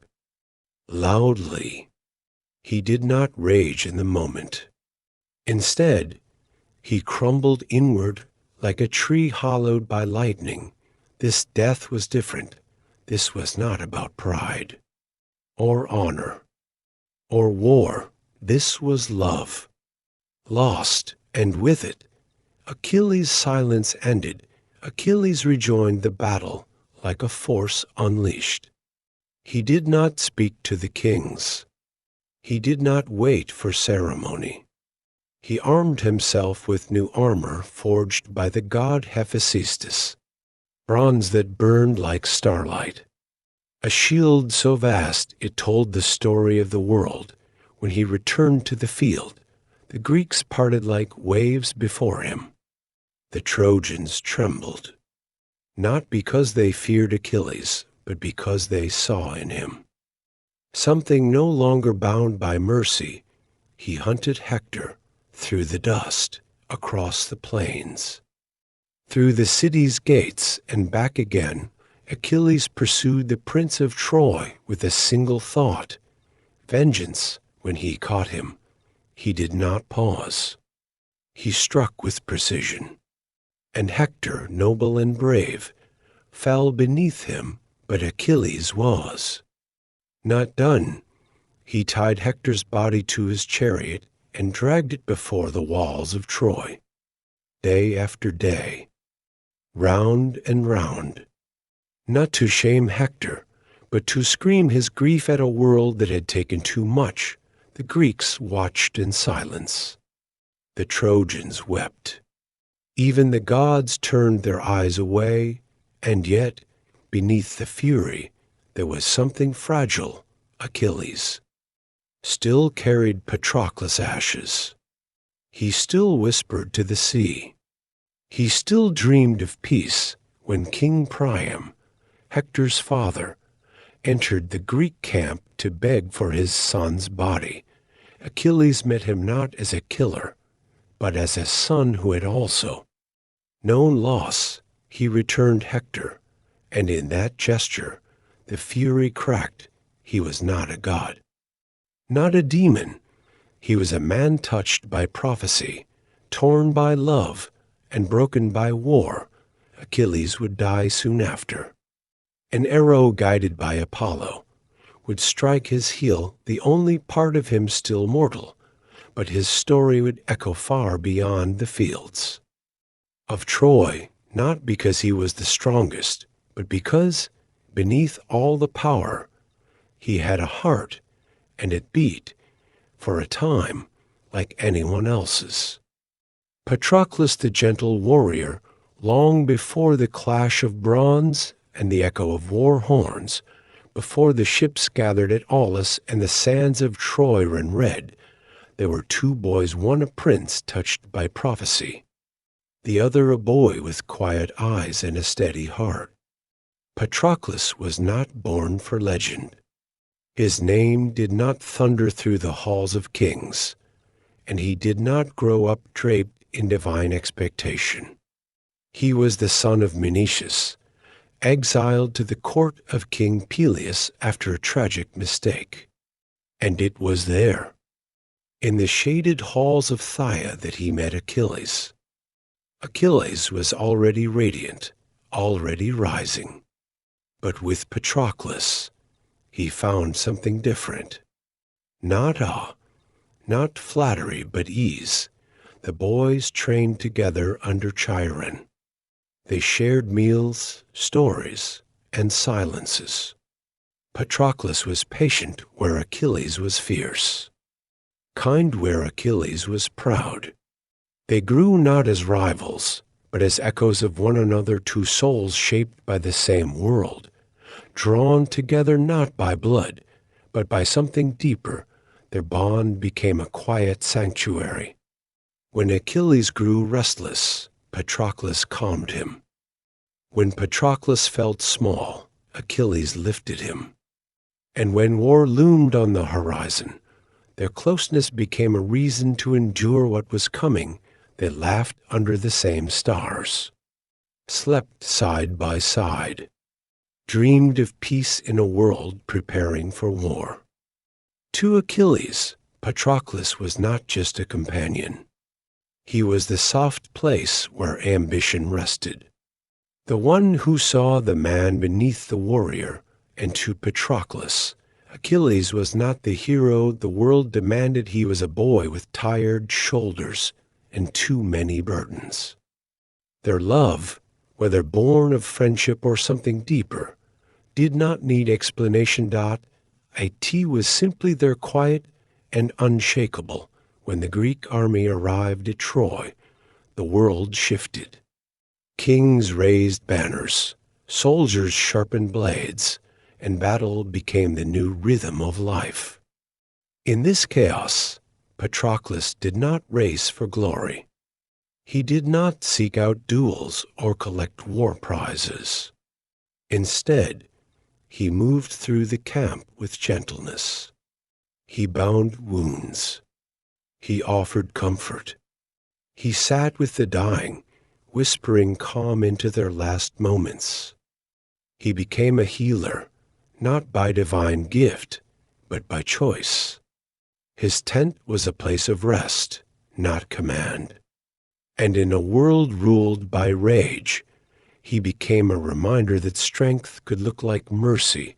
Soldiers who feared the front lines found courage in his presence. He spoke with a voice that did not shout. His hands, though calloused, were kind. And even those who did not know his name felt the peace he carried. When Achilles withdrew from battle, angry at Agamemnon's insult, Patroclus stayed by his side. He did not push him to return. He did not argue.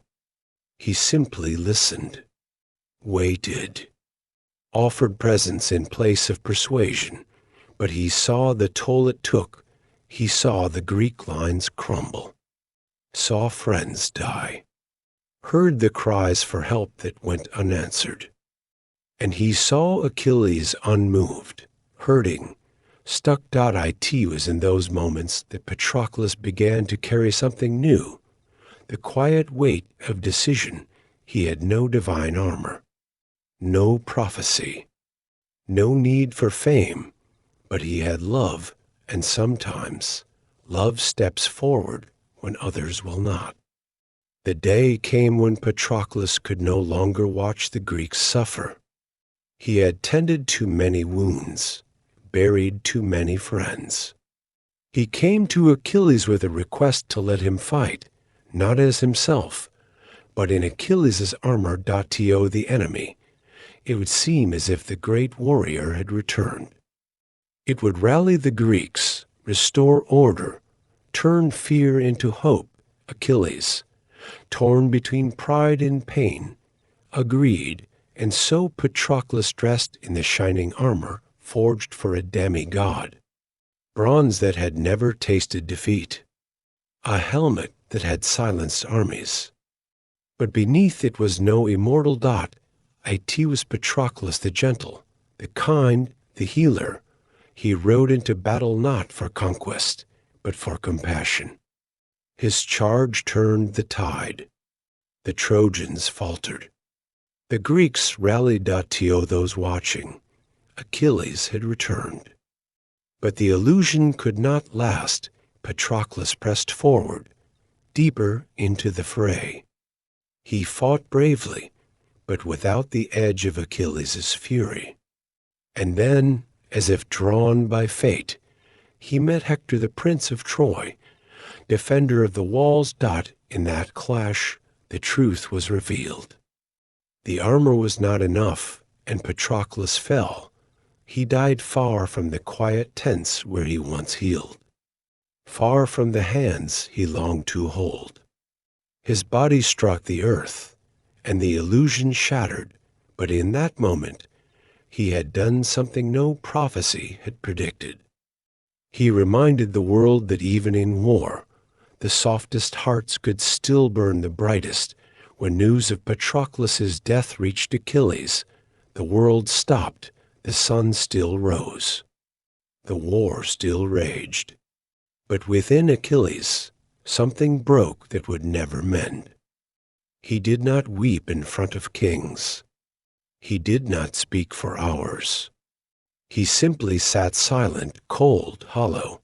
Patroclus had been his anchor, the one who reminded him of joy, of gentleness, of why any of it mattered. Now he was gone, and Achilles was unmoored. His grief turned to rage, not the loud fury of battlefield pride, but the raw howl of a soul undone. He returned to war not for the Greeks, not for glory, but for Patroclus. His armor, reforged by the gods, blazed like fire. His steps shook the fields. His wrath was divine, but his sorrow was human. He found Hector and killed him. But even that did not soothe the ache. He tied Hector's body to his chariot and dragged it day after day, a gesture not of hatred, but of mourning twisted into fury. Still, nothing filled the space Patroclus had left behind. Achilles built a pyre, laid the armor aside, cut locks of his hair, and whispered into the wind. He placed Patroclus's ashes beside his own, not yet cold, but soon to be. He asked that they rest together, in death as they had in life. And when he too fell, struck in his one mortal place, the world did not cheer. He stood still, for it had seen what love, even in the heart of war, could do. Patroclus was never meant to be a legend, but in the quiet, steady way he lived, he became the reason legends mattered. He was not the flame. He was the one who kept it from burning the world down. The fall of Troy, a city in ashes, for 10 long years. The war held steady outside the gates of Troy. Seasons came and went. The sea changed its song. Children were born. Elders passed quietly. And the walls of Troy, proud and ancient, continued to stand. What had begun as a swift act of vengeance became something heavier. A siege. A slow unraveling. Days blurred together into battles and waiting, blood and silence. Neither side could claim victory, yet neither would retreat. The gods had cast their lots, and the mortals below paid the price of divine pride. Inside the city, food became precious. Songs turned to prayers. The sound of laughter grew rare. The people, once wrapped in beauty and peace, now lived with air. Eyes on the sky, always watching for arrows, always waiting for news. Outside, the Greeks endured. Their ships hugged the coastline like shadows. Warriors aged. New men took their places. The great names of Greece carved out their legacies through duels and sorrow. Achilles had fallen, his fury stilled. Hector, Troy's noble defender, had been dragged across the dust by Greek rage.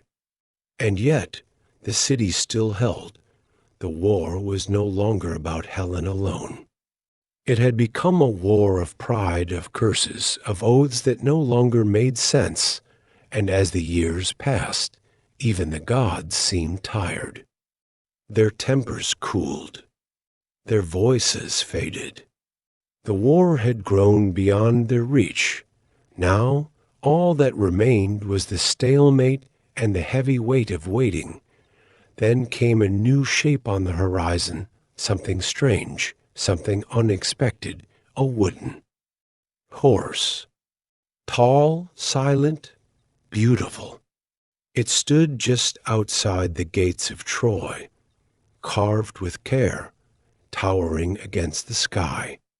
There were no Greek soldiers to be seen. Their ships, once crowding the shore, had vanished. The Greeks had gone, or so it seemed. Left behind only this curious gift, the Trojans gathered at the walls, whispering. Was it peace? Was it surrender? Had the war at last come to an end? Some warned against it. Cassandra, daughter of Priam, spoke of doom. She felt the truth and cried out. But no one listened, for she had been cursed. The gods had given her prophecy, but stripped away her power to be believed. Others, too, were cautious. They urged the king to burn the horse, to push it into the sea. But Troy had grown weary. The promise of peace was too tempting, too warm after so many years in the cold. The Greeks, it seemed, had offered the horse as a tribute to the gods, a farewell, a token of humility. And so, with ropes and wheels, the people of Troy pulled. The great would inform into their city. They did not know that inside, warriors waited, hidden in silence. Ready, the plan had come from Odysseus, clever, reluctant, always watching. A man who knew the limits of swords and the power of stories. The horse was not just wood. It was a story carved in oak, a lie that would end. The war, and the people of Troy, desperate for hope, chose to believe it. That night, the city rejoiced. After a decade of sorrow, Troy danced again. Fires burned not for destruction, but for celebration. Music returned to the streets. Cups were raised. Mothers smiled. Children slept without fear. And the great wooden horse stood in the center of the city, silent, patient, waiting. The gates were closed. The guards grew tired. The songs drifted into silence, and then when the stars had stretched across the sky, and most had fallen into dreams, the trap sprang open from within the horse. Greek warriors slipped out, quiet as shadow. Among them, Odysseus, Menelaus, Neoptolemus, the son of Achilles. They moved swiftly, opening the gates from within. Outside the city, where all had thought the Greeks had sailed away, the ships returned under moonlight. Hidden before in a nearby cove, they had waited for the signal. Now they came ashore, flooding through the open gates like a tide no wall could hold back. What followed was not war. It was ending. The Greeks poured into the city with fire and fury. No formation, no honor. Just vengeance, 10 years of grief unleashed in a single night. Homes were broken. Temples fell. Smoke rose into the sky like a second dawn. Priam, the aged king, died at the altar of his gods. His palace, once bright and full of wisdom, burned. The halls that had held princes and poets collapsed into ash. Hecuba wept in the streets. Andromache clutched her son. Aeneas fled through alleys, carrying his father on his back. Cassandra screamed.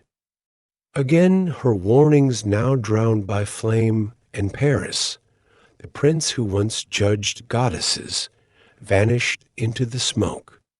His fate, like his choices, lost to time, the city cracked open, and nothing would ever be the same again. When morning came, the fires were still smoldering. Troy, the shining city, the proud city, the walled city was no more. Its towers were broken, its streets choked with ash. The wind moved through. Hollow homes, carrying the faint cries of those left behind, survivors walked barefoot through ruins, their faces streaked with soot and tears. The sun rose, pale and quiet, casting light over what had been. The gods, once so loud, said nothing. Hera, Athena, Aphrodite, their rivalries now complete, their games concluded. Zeus, high above, watched in silence.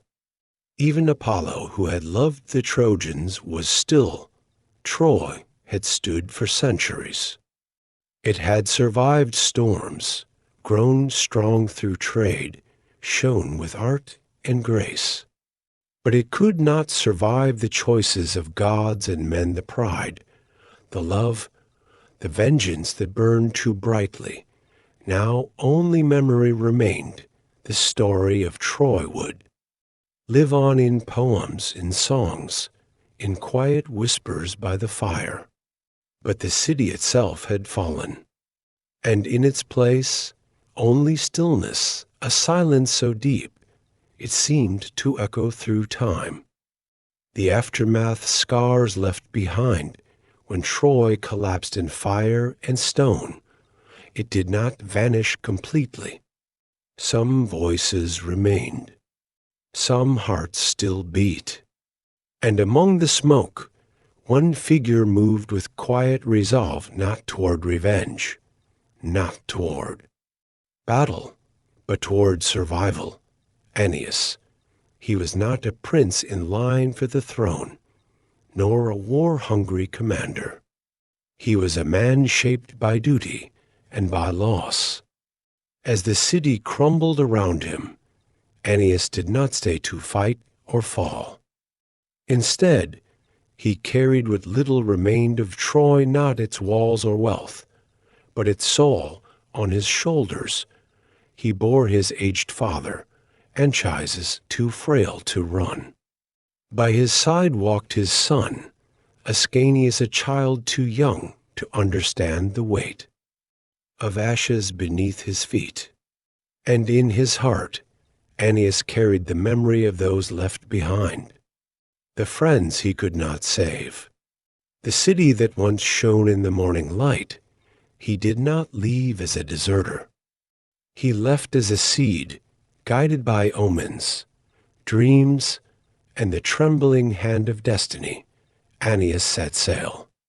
His journey would be long, through storms, strange lands, and sorrow.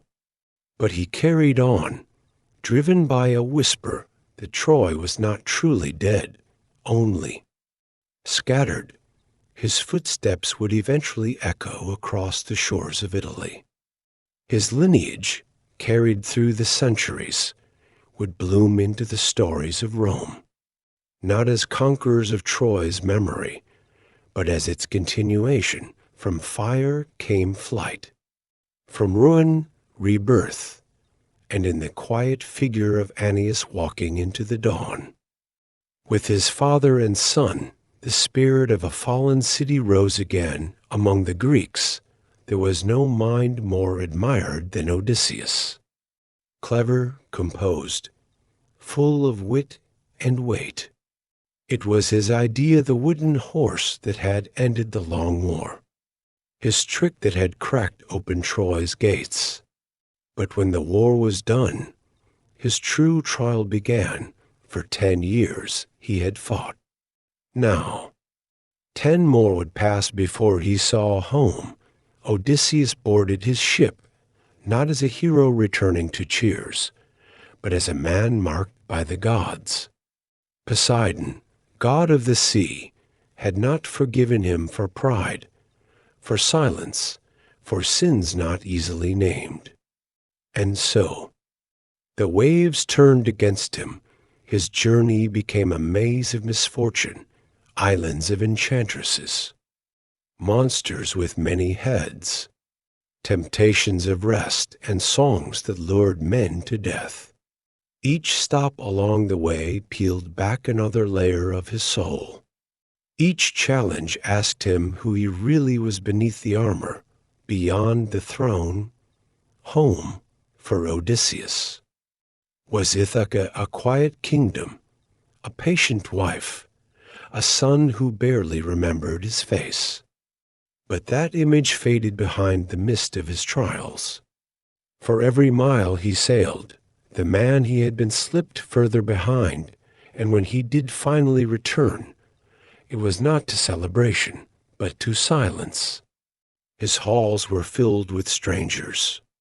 His wife, surrounded by suitors. His throne, waiting but uncertain. He came back older, wiser, but not whole, Odysseus reminds us. Some victories cannot be held. Some journeys leave shadows that even time cannot chase away. Among the ashes of Troy, Helen was found. 10 years of war had raged in her name. 10,000 men had crossed seas, raised swords, and buried their brothers for her. And now, as the fires faded and the city fell quiet, she stood once more beside Menelaus. He took her back. No war council, no public reckoning, no great judgment from the gods. Just a silent journey across the sea, from destruction back to familiarity. What passed between them is not recorded in detail. Perhaps there were words. Perhaps there was only the long, drawn breath of exhaustion. Was it love that brought her back? Or duty? Was it forgiveness? Or possession? We cannot know. Helen's beauty remained, but something within her had changed. She had walked through a war. She had watched a city die around her. And now she returned not as a queen, but as a question. Some say Sparta welcomed her. Others say she lived in silence. Never again the heart of the court. Menelaus, too, was changed. He had won her back. But the man who left was not the one who returned. And the woman beside him golden, silent, was no longer just a prize. They did not speak often of Troy. Some stories are too sharp to be touched. Helen's return did not end the pain. It only shifted its shape, for the Greeks victory had come, but it did not stay sweet for long. Agamemnon, commander of the armies, returned to Mycenae expecting triumph. Instead, he found betrayal during his absence. His wife Clytemnestra had ruled, and in her heart she had nursed awound the loss of their daughter, Iphigenia, sacrificed by Agamemnon at the war's beginning to calm the winds. That act had never been forgotten. When he returned, she welcomed him with warmth, invited him to bathe, draped him in cloth, and then, with quiet finality, ended his life. A knife in the steam. A kingdom washed in blood. The homecoming he had dreamed of became his grave. He was not alone. Many kings returned to find their lands changed, their names no longer sung, their children older, their wives hardened by years alone. Peace did not bloom from war. Instead, it scattered seeds of unrest. Threads of revenge. Victory, it seemed, had a price, And as each Greek king stepped off his ship, he carried more than trophies, he carried shadows. The war had ended on Troy's shores, but its tremors would echo for generations. The legacy stories that refused to die, long after the embers of Troy cooled into ash, long after the warriors returned home or vanished into the folds of time, a different kind of fire began to rise, one not lit by the hand, but by the voice. It began with a song. Centuries after the war had ended, if it ever truly happened, a blind poet named Homer gathered the broken pieces of memory and wove them into verse. His words carried no shields, no ships, no arrows. Yet they echoed louder than war drums. They moved through the minds of listeners like waves, steady and powerful. The Iliad did not tell the whole story. It focused on a moment, the rage of Achilles, the clash of men and gods, the pain of honor and pride. It unfolded slowly, in language as solemn as it was poetic, not as a history, but as a heartbeat. Through Homer, the dead rose not to haunt, but to be remembered, and then came the Odyssey, the journey after the journey. Odysseus, the mind behind the wooden horse, now lost in strange seas and stranger lands. It was a quieter epic, shaped by longing and love, memory and mistake. It asked a question many carry: what happens after war? Together, these works shaped how the West would see heroism, loss, and destiny. They turned myth into mirror reflecting not just gods and kings, but grief, pride, and the cost of choices. Homer's words were not written down at first. They were sung, passed from voice to voice, campfire to temple, slowly becoming legend. His pen came later, but his voice had already settled into the bones of culture, and from that voice, Troy lived on, while Greece mourned, remembered, and sang. Rome imagined itself into the ashes. The city that would one day stretch across continents did not claim Troy as a foe, it claimed Troy as family. In the Aeneid, the Roman poet Virgil picked up the trail of Aeneas, the Trojan who had escaped the burning city with his father on his back and his son at his side. Virgil's verse, centuries after Homer's, was crafted for empire, but it still carried the gentle ache of origin. The Aeneid followed Aeneas through heartbreak, wandering, and divine interference until he reached the lands that would become Rome. In this telling, Troy did not fall and vanish. It fell and transformed. Its survivors did not weep into silence. They rebuilt, reimagined, and laid the spiritual foundation for what would become one of the greatest empires in history. Aeneas was no longer just a survivor, he became a father of nations. His trials became Rome's badge of resilience. His sorrow became Rome's strength. Through Virgil's words, the Roman people saw themselves not as newcomers, but as inheritors of an ancient sorrow. Their greatness, they believed, was born from loss shaped not in marble, but in fire, and so the fall of Troy gave birth to another story. A new city rose, and with it, a new myth, one not of destruction, but of endurance.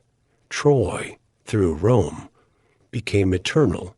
The war left behind more than ruins.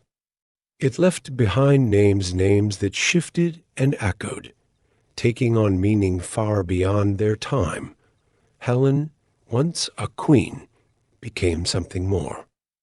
She was spoken of not just as a woman, but as a symbol of desire, of danger, of what beauty can cost.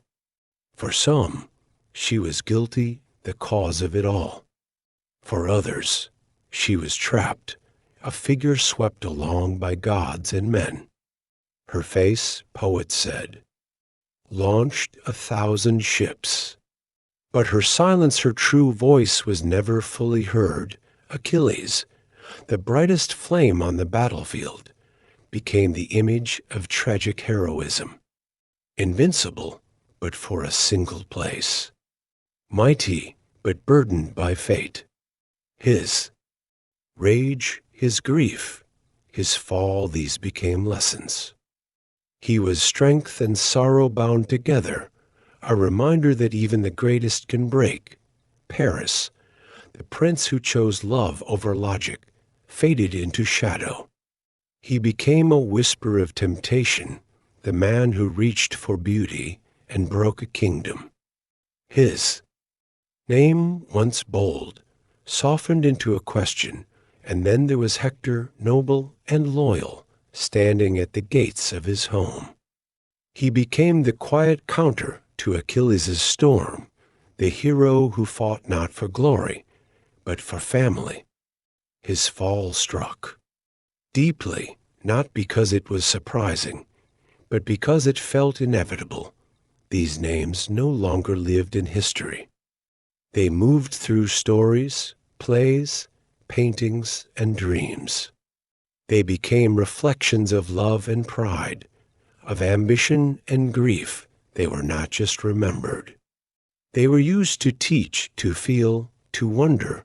The Trojan War, in the end, became more than a war. It became a way of speaking about the things we cannot always explain. It was not just about swords or ships, gods or betrayal. It was about the ache behind choice, the weight of desire. The price of pride. It stood as a metaphor for the way humans move through time, for how small actions can bloom into storms, for how we often chase what we should resist, for how we return again and again to the places that hurt us just to understand why. Artists painted it, writers rewrote it, philosophers studied it, children heard it at night, soldiers remembered it before battle, lovers whispered it between breaths. It is not history as much as it is rhythm, a pulse that continues, soft and steady, each time the story is told. It changes slightly. Helen becomes wiser, Achilles softer, Odysseus more haunted, Paris more human, but the heart of the story remains. That beauty can burn, that pride can destroy, that love, even when true, does not always lead us home, and that from ashes stories grow. Troy on screen when myth meets film. The stories of Troy began as smoke on the wind passed from lips to ears, whispered beside fires, carried across generations. And yet, after thousands of years, they still find their way to light. Not just in poetry or parchment, but on glowing screens. In 2004, the story returned again, this time under the bright banners of Hollywood. The film Troy, directed by Wolfgang Peterson, sought not to recreate Homer's epic exactly, but to reimagine it for modern eyes. With sweeping shots, roaring battles, and golden armor gleaming in the Mediterranean sun, the film brought ancient characters to a new audience. Brad Pitt became Achilles not as a half-god, but as a man of pride and passion, a warrior whose strength came not from divinity, but from skill and sorrow. The gods, so present in Homer's verses, were absent here. This was not Olympus's war, but one of flesh and blood. Men made choices. Men faced consequences. The film took liberties. The siege lasted weeks, not years. Myth was trimmed to fit the frame. Characters were condensed and timelines blurred. But at its core, Troy still pulsed with the heart of the old tale, love and rage, loss and glory, the brittle edge of pride. Audiences around the world returned to these names: Achilles, Hector, Helen, Paris, Priam. Some met them for the first time. Others greeted them like distant echoes. Either way, the myth lived again, flickering through projectors, pulsing through speakers, from scroll to script. The journey was long. But the story, the essence remained. The story of Troy did not stop with film. It spilled into other realms: books, television, paintings, games. The old tale split like light through a prism, with each medium casting its own color, its own voice. Writers began to ask different questions. What if Helen spoke for herself? What if we saw the war through the eyes of those left behind: mothers, daughters, the wounded, the waiting? In books like The Silence of the Girls by Pat Barker or A Thousand Ships by Natalie Haynes, the story shifted. No longer centered only on kings and killers, it widened its lens. The silent were given sound, television, followed, sometimes subtly. Series borrowed themes: power, pride, downfall, and painted them over modern faces. The DNA of Troy can be traced in political thrillers, courtroom dramas, and family sagas. The names are gone, but the tensions remain, even in video games. The myth breathes. In strategy titles and mythic adventures, players walk alongside Odysseus, face the wrath of Achilles, or decide the fate of Helen. These are not passive stories, they're interactive now, rewritten by every decision, every path taken. Visual artists, too, return to the tale. From sculpture to digital art, Troy appears again and again. Sometimes as fire, sometimes as a woman's gaze, sometimes as a broken shield resting in the sand. In each form, the myth shifts, but the fire remains. Modern storytellers do not only retell Troy, they question it. In ancient epics, Helen was often silent, a beautiful prize passed between men, blamed for blood she never spilled. Today, that image feels incomplete. Authors and audiences now ask, was she truly powerless, or was she trapped in a world that refused to hear her?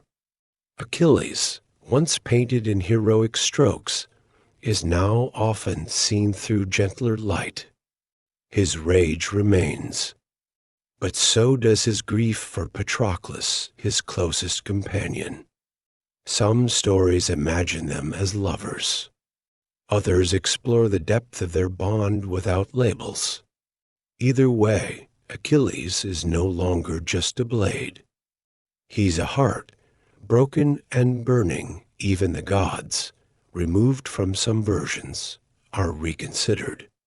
Were they metaphors for emotion, for chaos, for the unpredictable nature of war and fate? These retellings do not break the myth.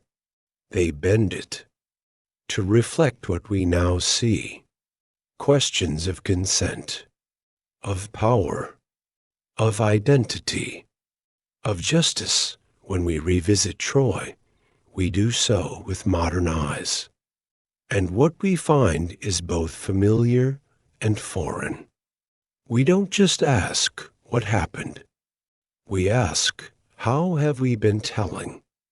This story and why. The myth becomes a mirror. And each reflection is a little different. There are stories that entertain. And then there are stories that return again and again because they carry something deeper. The Trojan War is not remembered only because of swords or heroes. It lasts because it holds questions that never age. What is worth fighting for? Is it love? Pride? Land? Loyalty? And what is the cost? Troy burned because one man followed desire and another demanded honor. Because promises were made and no one could bear to break them. Because the gods quarreled like people and people suffered like gods, we return to Troy not to find answers, but to sit with the questions, to feel them press against our skin like warm ash. A tea reminds us that greatness is fragile, that victory is rarely clean, that beauty can bless and curse. That time moves on, but some emotions never really change. The names may shift. The setting may change. But the flame of Troy still flickers in our stories, in our art, in the quiet moments before sleep when we ask, what would I have done? What would I have lost? That is why the war never truly ends. Not in Homer. Not in Hollywood. Not in us.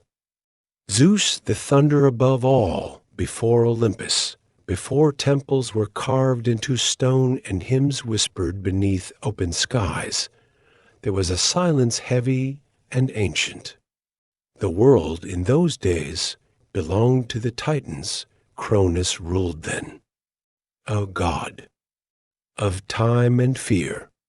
He had taken power from his own father, Uranus, with a blade forged from the sky. But like all kings born from blood, Cronus feared the same fate would fall upon him. So, when his children were born, he swallowed them one by one. Hestia, Demeter, Hera, Hades, Poseidon. Each child slipped into his stomach, not as food, but as silence potential erased before it could grow. Yet, one child would not meet. The same fate when Rhea, Cronus's queen, bore her youngest a child named Zeus. She could not surrender him. Instead, she wrapped a stone in cloth and gave it to Cronus. He swallowed it blindly, unaware that the storm he feared had already taken its first breath. Zeus was hidden far from his father's reach, cradled in the caves of Crete, nursed by nymphs, guarded by the rhythm of drumming feet. He grew not in sunlight, but in prophecy, and when the time came, Zeus returned no longer a child, but a challenger. He freed his siblings from Cronus's belly, one by one. Together, they rose against the Titans. The war that followed. The Titanomachy shook the bones of the world. Oceans roared, mountains cracked, and the sky opened with fire. Zeus led the charge with lightning in hand. The Titans fell, and those who had ruled were cast into the deep shadows of Tartarus. The age of the Olympians had begun, and at its center stood Zeus, born to rebel, fated to reign. With the Titans fallen, the world had to be reshaped not with force, but with balance. Zeus, alongside his brothers Poseidon and Hades, divided the cosmos. Poseidon took the sea, Hades claimed the underworld, and Zeus reached for the sky. There, high above the earth, he built Olympus, a palace of clouds and marble, where gods would walk and watch the world below. He became king not by birth alone, but by presence.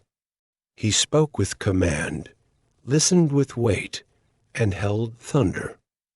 As both warning and promise, he set order, named the gods, assigned them their roles. Hera became queen, his sister, and his wife. Wise, proud, and often wounded by Zeus's wandering heart. Athena was born from his skull, a burst of strategy and clarity. Apollo brought sun and music. Artemis, the hunt and moon. Each child, each god, was a thread in the tapestry Zeus wove, but power, even wrapped in law, is still desire and Zeus. For all his sovereignty was pulled again and again toward mortal flame. He descended from Olympus in many forms as a bull, a swan, a shower of gold. Each disguise led him to a woman, and from each union a story unfolded. Love, lust, deception, birth. Sometimes joy, often ruin. Zeus could command storms, yet often could not master himself. His infidelities seeded rivalries. His children, born of mortals and divine spark, became heroes, monsters, and myths. With each embrace, he shaped not just a life, but a legend. He ruled the skies, yes. But he also chased the wind, and in that contradiction, control, and temptation the myth of Zeus breathes. Zeus was not just a god. He was a father again and again. Across realms and lifetimes, his children numbered many. And through them, the world changed. Perseus, slayer of Medusa, born of a golden shower that fell upon Dana in her locked chamber. Heracles, Hercules, the strongest of them all, destined for torment and triumph. His path shaped by Hera's anger, yet his strength whispered the echo of his father's thunder. Helen, the face that launched 1,000 ships, was also his child born from Leda, who met Zeus in the feathers of a swan. Her beauty ignited a war. Her silence filled volumes, even Minos, judge of the dead, and Aeacus, keeper of the afterlife's gates, came from Zeus's mortal eyes. But fatherhood, for Zeus, was not gentle. His children bore gifts, yes, might, grace, purpose, but they also bore burdens. Their lives were watched by jealous gods, shaped by cruel fate, or twisted by prophecy. Sometimes he helped them. Often he left them. He created more than heroes. He created stories messy, aching, full of shadow and fire. Each child of Zeus carried a piece of his storm. Some grew into gods, others into warnings, and in every tale, the presence of their father loomed not as comfort, but as consequence. For all his flaws, Zeus remained the one who held the balance between Olympus and earth, between chaos and calm. When gods quarreled, it was Zeus who chose sides. When mortals overstepped, it was Zeus who sent omens or storms or silence. He was the judge, not always fair, but always final. He watched over oaths, punishing those who broke them. He held sway over Xenia, the sacred bond between host and guest. Betrayal of this sacred code often led to his wrath, and though his lightning was feared, his wisdom was often sought. Kings prayed to him for justice. Poets wrote of his decrees.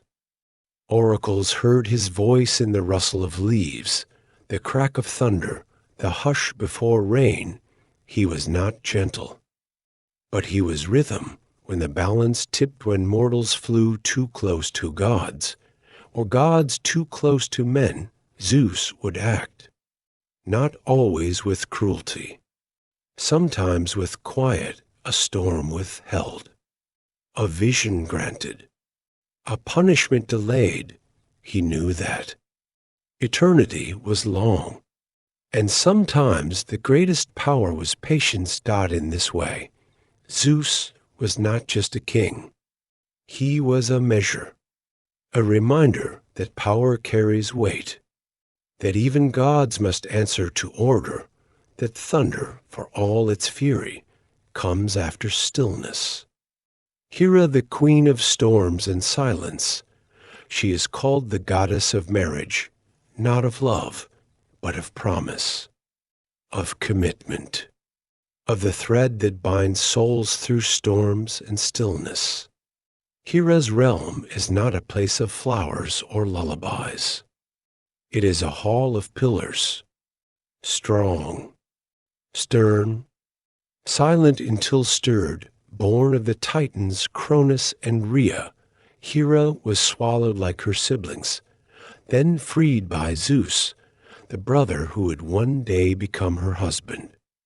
But freedom for Hera did not mean peace. Her crown was never inherited. It was earned through resilience, through presence, through fire. She became queen of Olympus not simply because she married Zeus, but because she refused to be anything less. Her domain was marriage, union, oaths made beneath stars and storms alike. And yet, her own was steeped in contradiction, for while she presided over sacred vows, her own was often broken again and again. Zeus, king of the gods, strayed often. Hera, goddess of the sacred bond, was left to face the echoes. She was not quiet. She did not accept. She held her crown not with serenity, but with resolve. Her temples stretched across the Greek world. Women prayed to her for fertility, for strength during childbirth, for protection within the home. Brides honored her with offerings. Queens invoked her name when peace grew thin. Hera was a paradox. She ruled over the most fragile and powerful. Institution, while living within its deepest wound, she did not turn away from it. She stayed. She fought. And she endured. Zeus ruled the sky with thunder in his hand and desire in his heart. His eyes wandered beyond Olympus to forests, rivers, cities. He took many forms, made many unions, left many lives changed, and Hera watched her. Fury is legendary, but it is not simple. She is not a villain of jealousy. She is not a caricature of wrath. Hera's anger is rooted in something older, something deeper: betrayal, yes, but also dignity. A refusal to be erased. As Zeus roamed, Hera raged, but always returned to her throne. She never abandoned her position. She never surrendered her name. She burned, but she remained. Their marriage was not soft. It was not calm. It was a war of wills and a bond of necessity. Divine, but human in its struggle. Zeus ruled the sky. Hera, the realm beneath it. She reminded him that power is not only taken, it is answered to. There were moments of peace. Between them, whispers of love, fleeting softness. But they did not define her. What defined Hera was the way she stood unwavering, upright, under a crown too heavy for most. She was not the wife who wept. She was the wife who withstood, and through every betrayal, she carved her shape into the mythology, not as a woman forgotten, but as a god remembered. Hera's wrath has a shape, and it is sharp. Time and again, she directed her anger toward those who were Zeus's children. Not just mortal women, but their sons, their daughters, each one a living mark of Zeus's straying desire. To some, this made her cruel. To others, it made her consistent. the only god who did not turn her face from pain, but met it, named it, and answered it. Hercules, son of Zeus and a mortal woman, knew Hera's fury from the day he was born. She sent serpents to his cradle. Later, she would drive him into madness, not to destroy him, but to prove the weight of divine reckoning. Hera did not strike blindly. She struck with purpose, but she was not only a punisher, she was also a guardian of women, of the vulnerable, of the forgotten. In times of danger, she could be invoked as protector. Her watch was fierce, her care unshakable. Hera was maternal, but not soft. She was loving, but not gentle. Her protection came with conditions. Her justice with memory. If she judged harshly, it was because she had been judged harshly. If she defended fiercely, it was because no one else had. She did not ask to be liked. She asked to be respected, and in her duality, punisher and protector. She taught a lesson too often ignored, that love, when wounded, does not disappear. It defends. Hera's story is not easy to tell. She is not the goddess of smiles or songs. She does not soothe.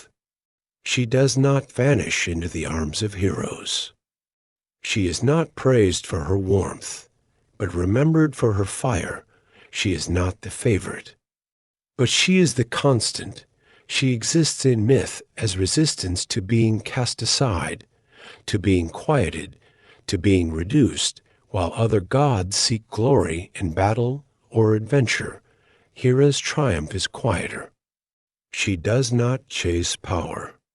She preserves it. She sits upon Olympus through storms and centuries, and no one ever dares to name another queen. She shows us that dignity is not always loud. Sometimes it is a presence heavy, proud, and unyielding. She teaches us that silence is not weakness. It is strategy. That fury is not failure. It is evidence of care, and that power, when earned, does not need permission. Hera bleeds not from sword wounds, but from being the one left behind. She fights not for conquest, but for the right to stand and remain whole. She is the goddess of endurance in a world that forgets how much it takes to stay, and stay she does. Poseidon, the ocean's crown, when the Titanomachy ended, when Cronus had fallen, and the old world was left in pieces, the sons of Rhea stood atop the wreckage and made a choice. They would divide creation. 3 brothers, 3 realms. A sky to stretch forever. A sea to swell and swallow. An underworld to whisper beneath it all. Zeus claimed the heavens' light and law. Hades, the underworld's silence and shadow, and Poseidon, the ocean endless, shifting, untamable. He did not inherit the sea. He chose it, and the sea, in turn, chose him. It was not a quiet kingdom. It roared. It raged. It resisted. But Poseidon didn't seek obedience, he sought reflection.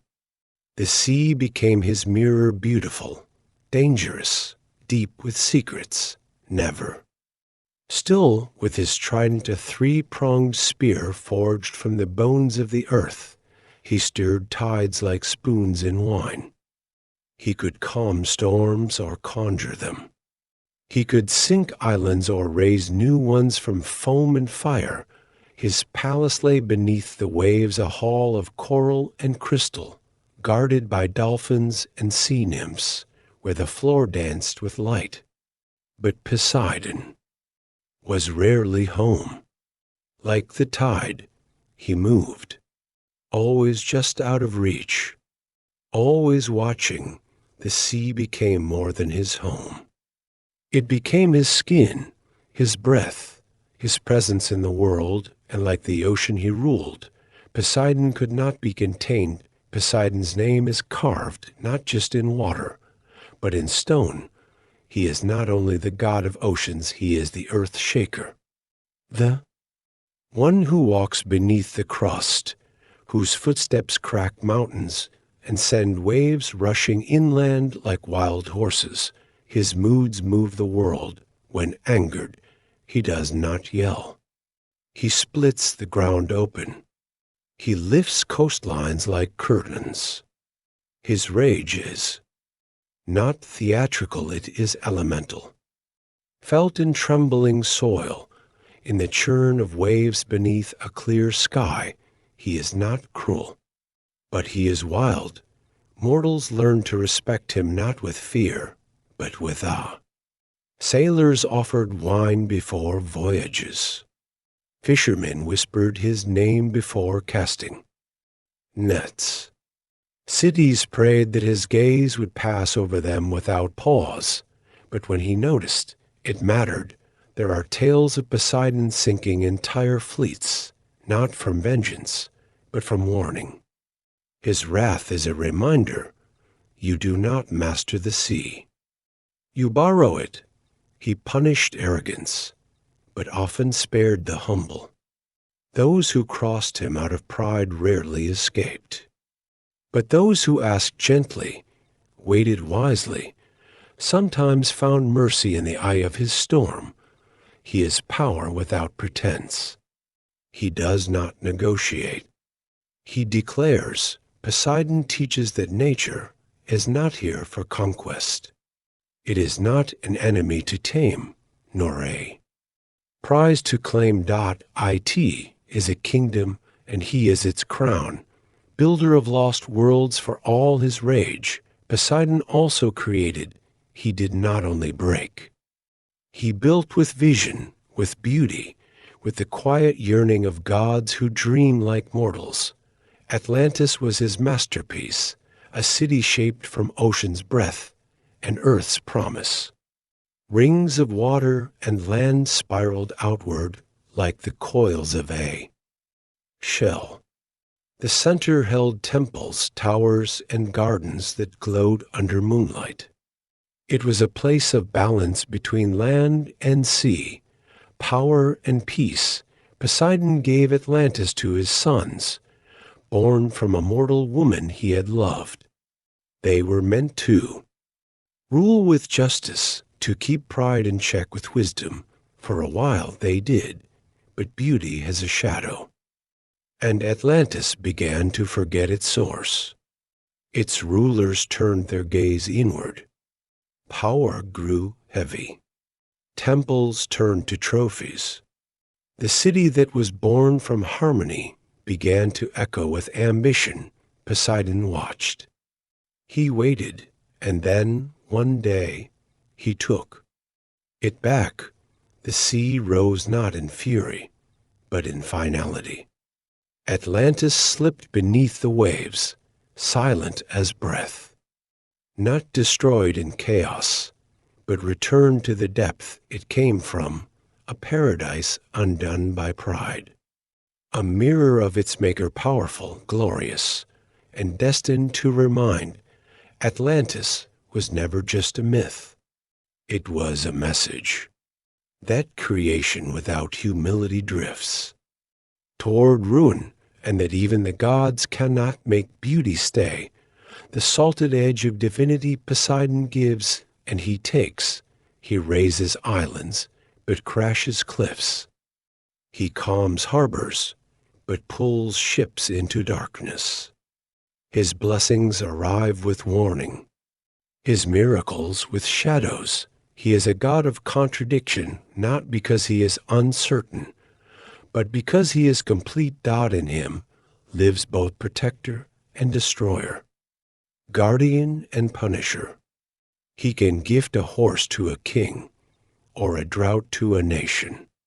He answers prayers not with kindness, but with balance.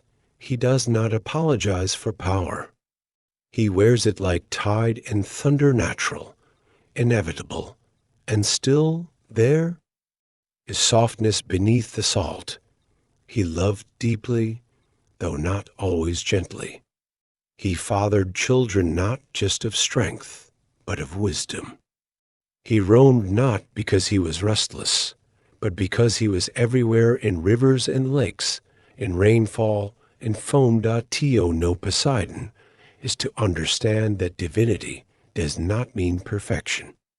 It means presence, force, duality. He reminds us that nature is not linear, that power is not simple, that even gods carry tempests inside them. He does not kneel. He does not explain. He simply moves like waves under moonlight, and we, standing on the shore, are left to listen. Apollo, the light that sees all, before Apollo sang, he hunted. Before he guided kings, he was born in flight. His mother, Leto, wandered a world that refused her rest. Chased by the jealous wrath of Hera, she was turned away from every land, every city, every home.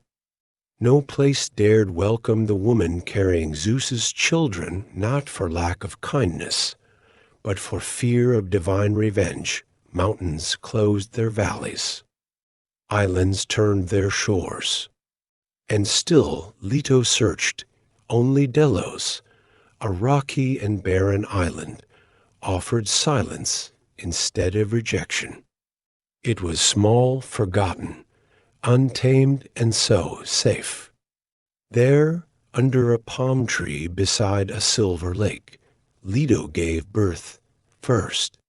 Came Artemis, the huntress silent and strong. Then came Apollo, the light. He entered the world not with a cry, but with presence. A boy god whose first breath already carried clarity. And with that breath, prophecy began to stir. Not long after, still young, Apollo picked up his bow and descended to Delphi, a place poisoned by the serpent Python, a creature that had hunted his mother. The beast was old, born of Gaia herself, coiled around a sacred spring. But Apollo was not afraid. He faced the serpent and struck dot. A T was his first act, not music, not healing, but death. A cleansing, a claiming from that moment on. Delphi would no longer belong to shadow. It would belong to Apollo, the god who did not arrive in peace, but who brought light nonetheless. His was a light that pierced, not warmed. A truth that cut, not comforted, and the world began to listen. Though Apollo's bow was swift and his arrows sharp, his greatest weapon was softer a lyre, gifted to him by Hermes, his half-brother and god of messengers and mischief. The story begins in childhood. Hermes, clever even as an infant, stole Apollo's sacred cattle. When caught, he did not plead. Instead, he offered the lyre, an instrument he had crafted from a tortoise shell and stretched sinew. Simple, delicate, perfect, Apollo accepted, and with it changed the voice of the divine. With fingers like sunlight, he drew music from the strings, notes that soothed wounds, melodies that stilled storms, harmonies that danced between grief and beauty. He became the god of music, of poetry, of song, temples filled with hymns in his name. Harpers played in his honor. Bards wandered lands invoking his spirit with every verse. But Apollo's music was not merely for delight. It was a mirror. In its reflection, truth lived whole and exposed.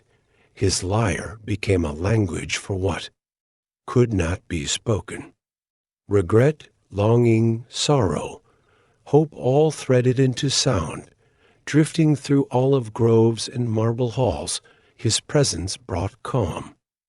His absence brought silence, yet even in his gentlest creations, there was always distance, a sense that Apollo did not sit beside those who worshipped him, but watched from just beyond their reach. He gave beauty, but rarely gave himself, and so his songs remain golden and bittersweet, always echoing, never held.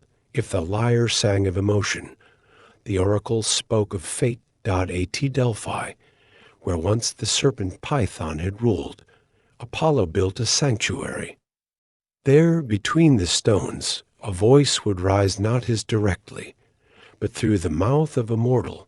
The Pythia, a priestess chosen and revered, sat upon a tripod above a chasm, where vapors curled and visions stirred. She did not command the future. She translated it in riddles, in fragments, in shivers of divine breath. Kings traveled across deserts. Warriors knelt in silence. Philosophers, poets, and peasants came with questions, and left with answers that asked more of them than they had hoped. Apollo's words through the oracle were not always clear. They were layered, like sunlight through branches broken, moving, half revealed, but still they mattered. The oracle at Delphi shaped empires. Her warnings delayed wars. Her promises built cities. Her silences haunted the ambitious. Through her, Apollo whispered, not loudly, not always kindly, but always truly. He did not hold court like Zeus. He did not crush like Poseidon. He unveiled slowly, purposefully. To seek Apollo's wisdom was to stand naked before your own choices. To hear his truth was to be seen completely, and few ever truly returned the same. Apollo shone brightly, but even stars cast shadows. He loved again and again, but his loves rarely ended in joy. There was Daphne, a nymph of the woods, who captured his gaze. When he chased her, she fled not out of coyness, but out of terror. She prayed for escape, and the gods answered. Her body stiffened, her feet rooted, her limbs stretched into bark. She became a laurel tree. Apollo, stunned and mourning, took her leaves and wove them into a crown, a token of devotion, a wreath for the unreachable. Then there was Hyacinthus, a boy of youth and beauty, beloved by Apollo. They played in fields, tossing a discus beneath a gentle sky. But fate, or perhaps jealousy, intervened. The disc struck, Hyacinthus killing him. Apollo wept truly, deeply. From Hyacinthus' blood a flower bloomed, purple, delicate, eternal. Not all gods were mourned by Apollo. Not all lovers fled. But always his touch left a mark, tender, tragic, transformative. His light, though warm, could blind. Though healing, it could wound. Apollo was not cruel, but he was complete. He reminds us that beauty does not always save, that truth does not always soothe, that even the brightest gods carry silence beneath their song. He stands tall in myth, radiant, poised, glowing with control, but behind his calm gaze lies a history of broken hearts, unanswered prayers, and truths too sharp to hold. Artemis, the moon's fierce heart, before she could speak, she knew what she would not become. Artemis entered the world in silence, the firstborn of Leto's twins. Her mother, pursued across the earth by Hera's rage, found only one. sanctuary in a drifting island named Delos. There, beneath a swaying palm tree and a sky heavy with divine tension, Artemis emerged. She did not cry. She did not wait. And in her very first moments, she reached down and helped deliver her brother. Apollo.it was not a gesture of sisterhood, it was prophecy. From her first breath, Artemis understood what it meant to claim space, not just as a goddess, but as herself. She was born into Olympus, but Olympus was never her home. While Apollo grew into golden courts and temples, Artemis stepped away. She walked into the woods, into quiet valleys, into the echo of animal breath and moonlight. She did not seek company. She sought silence. Solitude was not her exile, it was her choice. She did not ask to be queen or consort or muse. She asked for a bow, a quiver, and the right to run, and she was granted that. Zeus, her father, honored her independence, gave her dominion over wild lands, over nymphs and creatures, over the untouched from the very beginning. Artemis did not wait for purpose. She carried it, not in her blood, but in her stride. Artemis's bow was not forged for war. It was shaped for balance, with a rose of silver and a step as soft as snowfall. She hunted not for glory, but for grace. She was the guardian of the in-between, between day and night, between the hunter and the hunted, between chaos and order. Her realm was dusk, the hour where light fades, but darkness has not yet arrived. She moved through forests like breath through leaves. Her presence was known in sudden stillness, in the way animals paused, not in fear, but in awareness. She belonged to the wild, and the wild belonged to her. As the goddess of the hunt, she stood for the cycle, for the quiet agreement that life feeds on life, but never takes more than it needs. She punished not the predator, but the excess, not the survival, but the greed, and as goddess of the moon, she watched, she circled above, distant but steady. Her light was soft, but her gaze was sharp.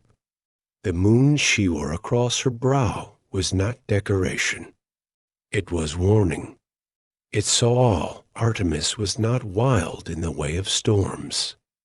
She was wild in the way of roots quiet, deep, untamed. She protected the night, not from darkness, but from disruption.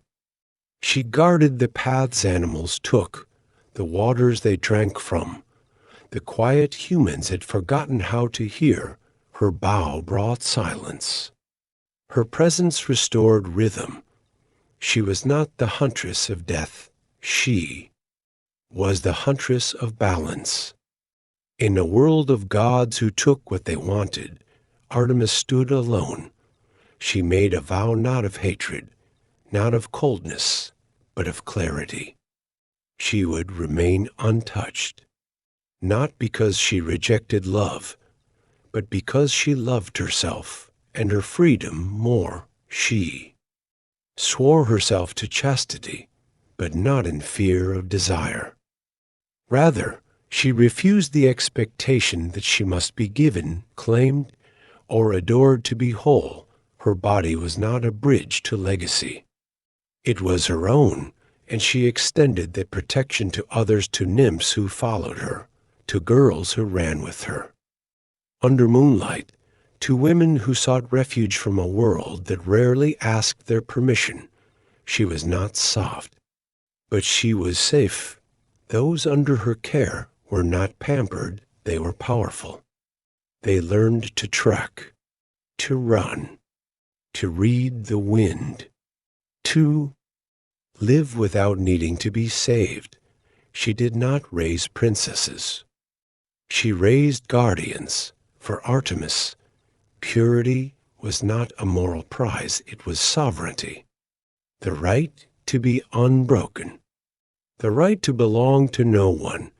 And though some misunderstood her vow as cruelty, it was, at its core, a declaration that a goddess, and by extension, any soul could exist fully on her own terms, not needing to be possessed, not needing to be defined by who touched her or didn't. Artemis walked beside those who had chosen themselves, and she never looked back. Vengeance and justice Artemis gave protection, but she gave warning too. Those who crossed her boundaries found not forgiveness, but precision. She was not a storm that destroyed without aim. She was a dagger exact, quick, and without regret. Actaeon, a hunter, saw her bathing in a sacred glade not by design, but by intrusion. He did not harm her. He simply looked. But for Artemis, that was enough. Her privacy was sacred. Her body not for the gaze of others. She turned him into a stag, his own hounds, confused by scent, tore him apart. Orion, a companion, perhaps even a love, depending on the telling, grew too bold, too proud. In some versions, he threatened the balance of the hunt. In others, he reached beyond the bond Artemis had built. Either way, he fell, shot by her bow, or sent into the stars by her hand. Orion became a constellation. Even her followers were not spared. When a nymph under her care broke her vow, Artemis did not flinch. The punishment was swift. To some, this seems merciless. To others, it is justice. Artemis does not pretend. She sets her boundaries like stones. They are not to be debated.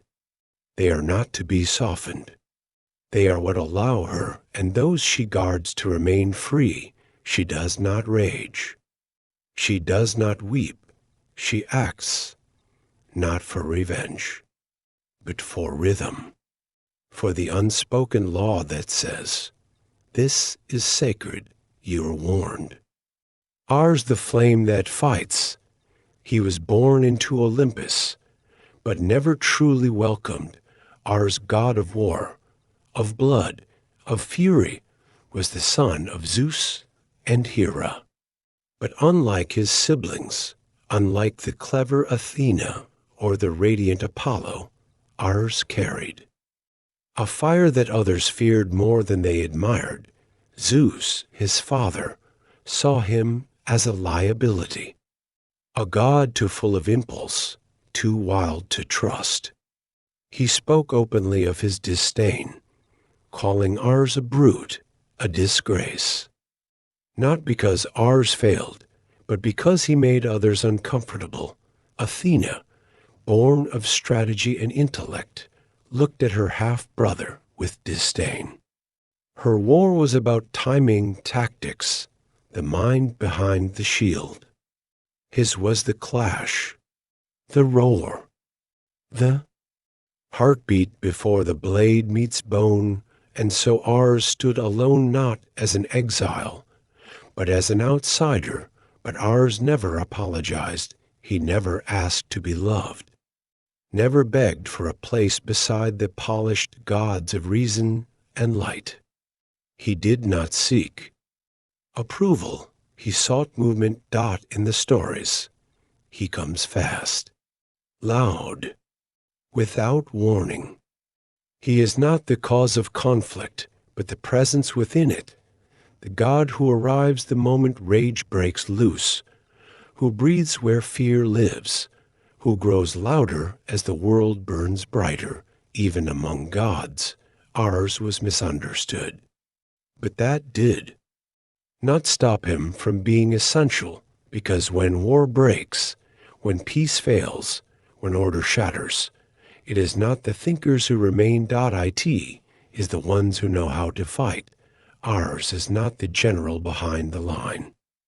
He is not the strategist with maps and scrolls. He is war's feeling, the fury in the soldier's chest, the scream before the charge, the fire in the eyes of someone who refuses to fall. He moves through the battlefield not as a planner, but as a presence. His armor clangs not in rhythm, but in chaos. His spear does not rest. His voice is not for commands, it is for the roar that answers death with defiance. He is not about victory. He is not about conquest. He is about survival. When gods gather in Olympus and speak of balance and diplomacy, ours waits for the moment they fail, and then he rises. Because someone must, he represents the part of war that civilization tries. To forget the violence that cannot be reasoned with, the instinct that does not ask permission. He is not noble. He is necessary. In the Iliad, ours joins battles not to decide their outcome, but to feel them. He fights on both sides. He bleeds. He shouts. He disappears and reappears like a storm across a dry plain, and when the dust settles, he is never thanked. But he is always remembered, because behind every polished tale of strategy and sacrifice, there is a moment when someone picks up a weapon not to win, but because there is no other choice. That is ours, not the war's. Start, not the war's end. The war itself, ours burns.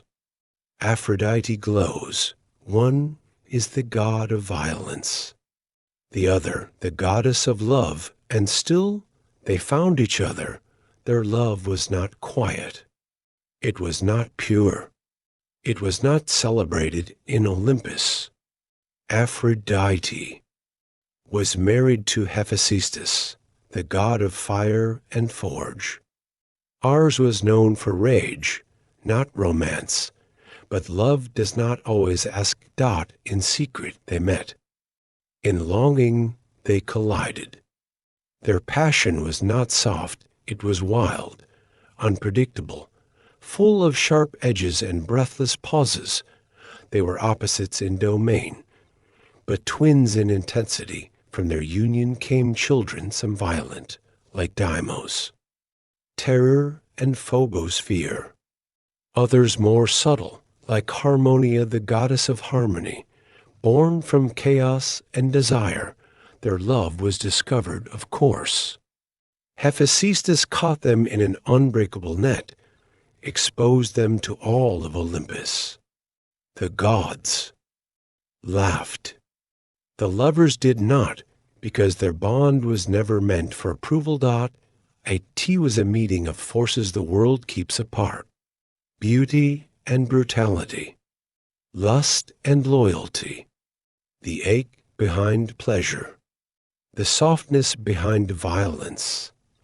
Ours, through Aphrodite, showed another truth, that even the fiercest gods seek connection, that even war leans toward something warm. He did not become gentler.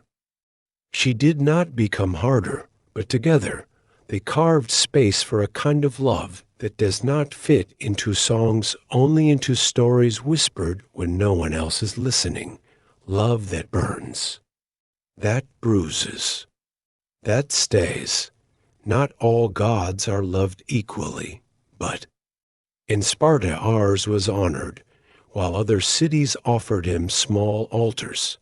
Sparta gave him temples. Where others saw shame, Sparta saw strength. They did not worship ours for glory or conquest. They worshipped him for discipline, for courage, for the fire that keeps the body standing after the mind says it's done.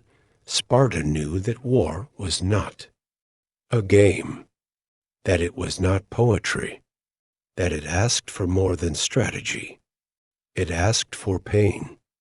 And in that pain, ours stood tall, young boys trained in his name, not to be cruel, but to be unshakable. Their bodies were honed, their wills sharpened, their fear burned away in ritual and sweat. To be a warrior in Sparta was to understand ours not as a god of slaughter, but as a god of endurance. There, he was not mocked. He was necessary, because in a world that often forgets the cost of peace, Sparta remembered. It understood that strength is not born in silence, but in struggle. Ours did not promise victory. He did not promise survival. He promised fire. And for those who lit their lives with that flame, it was enough.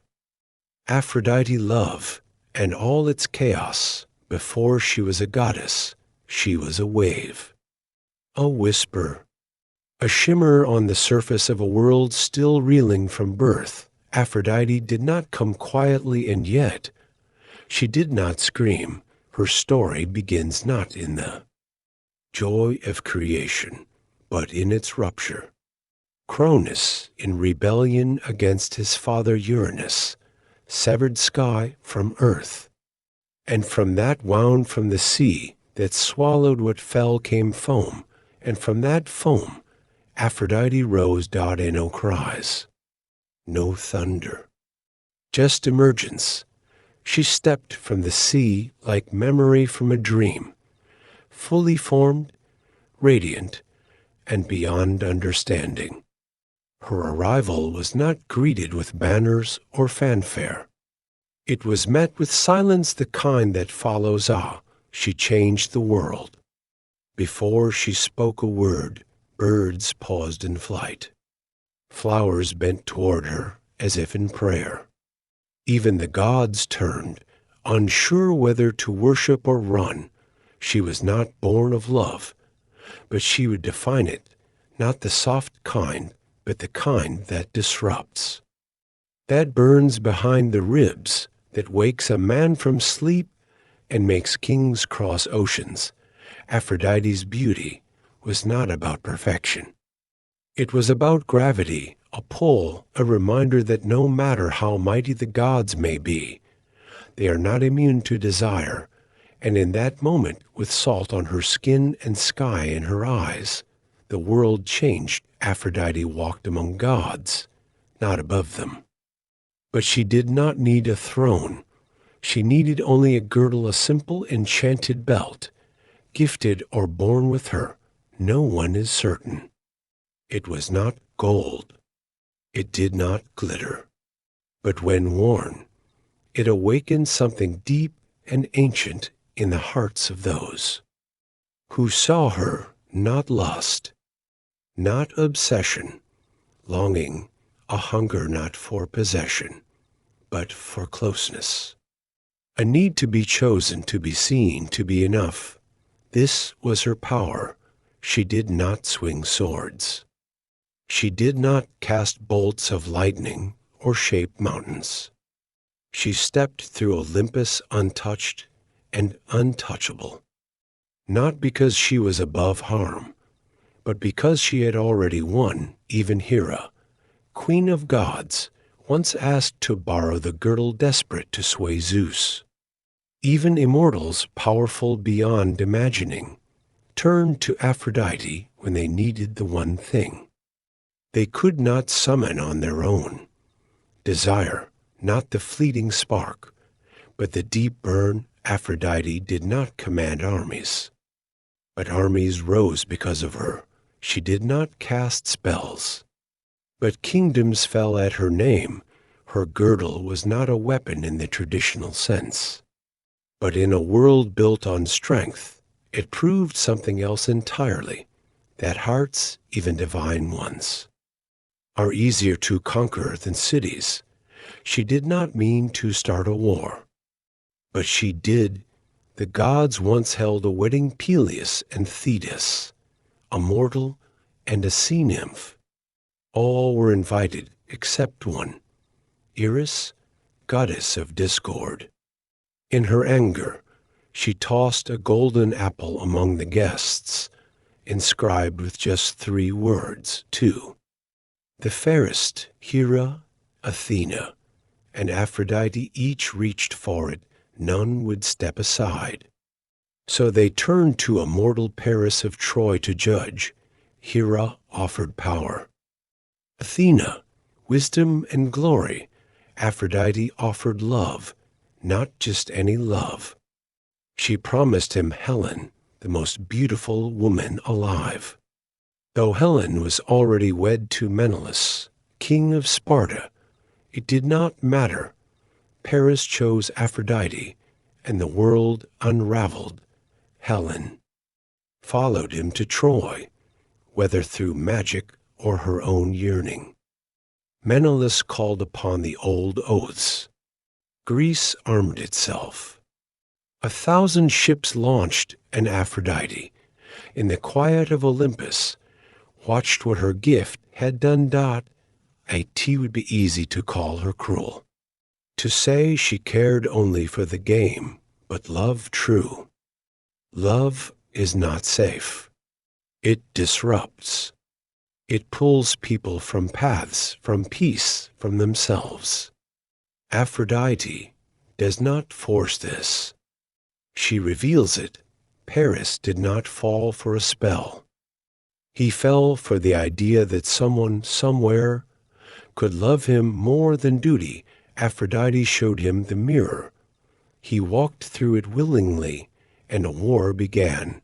Power in softness. It is easy to confuse softness with weakness, but Aphrodite proves otherwise. Her domain is not violence. Her name is not written in blood. Yet her influence is etched into the bones of every myth, because behind every hero there is a heart. Behind every quest, a yearning. Behind every tragedy, love's echo. She does not conquer, she transforms. She touches a moment, and it unfolds. She touches a heart, and it reveals. She touches a life, and it is never the same again. She is the goddess of love, yes, but not the easy kind. She is the ache, the hope, the scar, the reason someone stays, the reason someone leaves, the thing that keeps us awake at night and still makes us rise in the morning. Her power is not in possession. It is in presence. When others forget her, she waits. When others defy her, she watches, because she knows something deeper than all of them, that nothing, not war, not wisdom, not wrath, lasts longer than longing.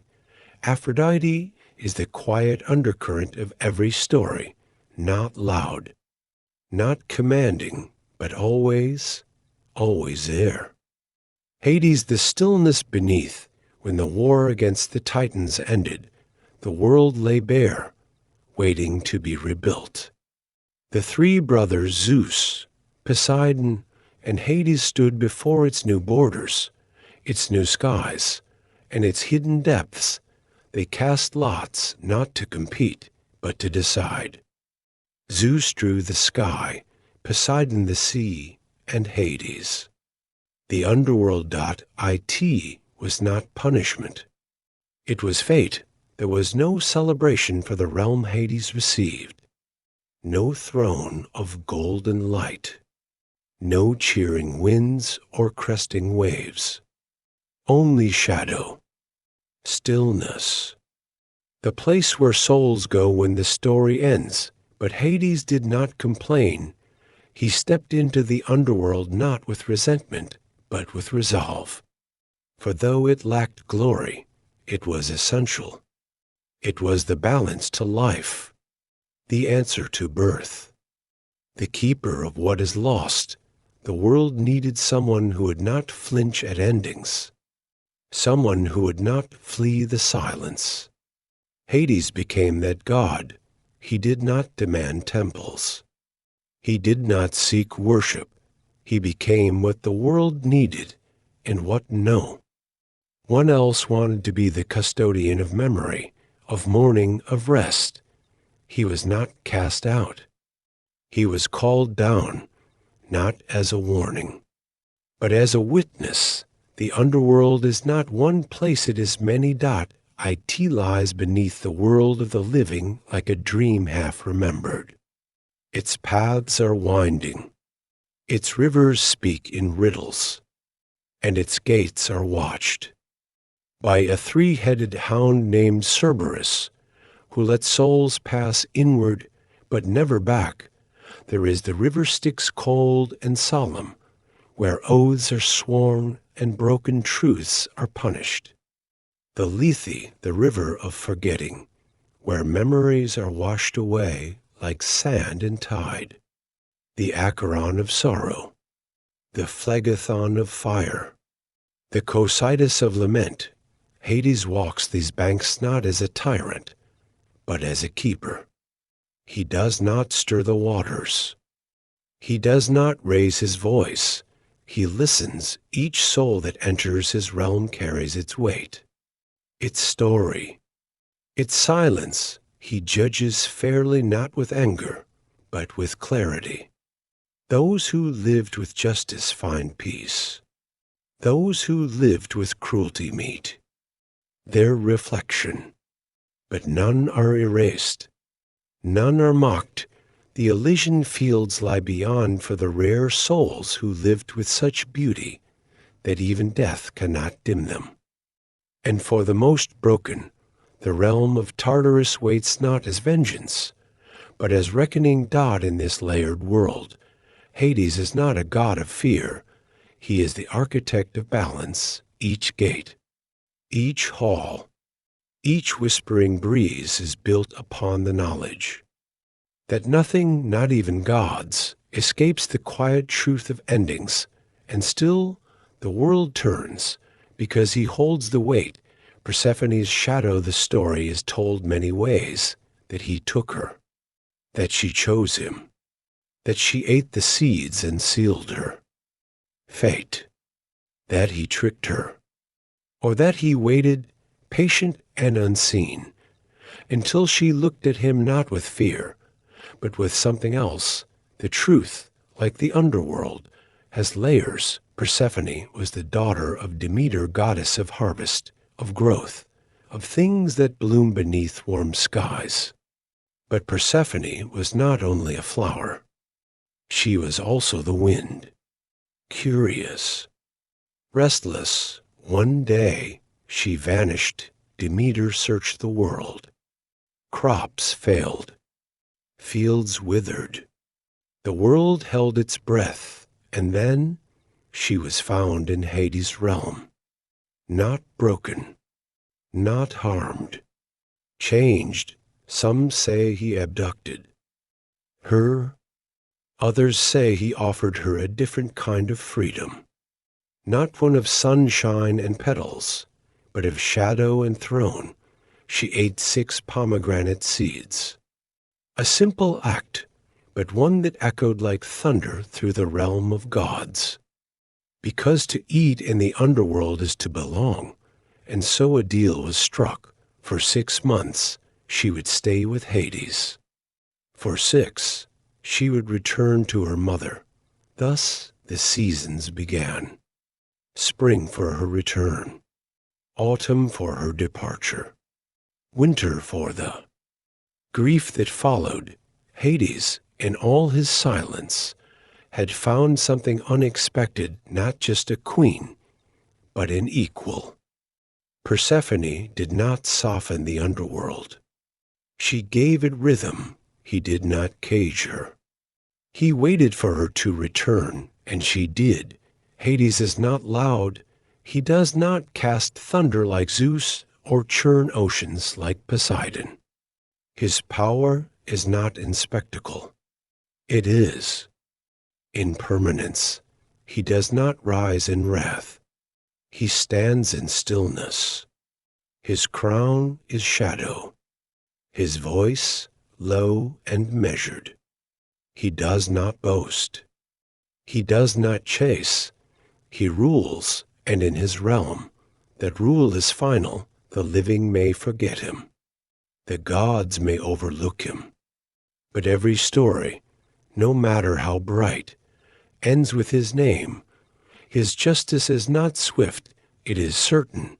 Heroes who descend into his world do so with reverence. They do not demand. They request. They do not run. They kneel. Hades does not crave worship, yet he receives it not through altars, but through memory. Through the tears shed for the lost. Through the silence at graves. Through the weight of a name spoken with longing, he is not feared. He is respected. He does not punish without reason. He does not rule through cruelty.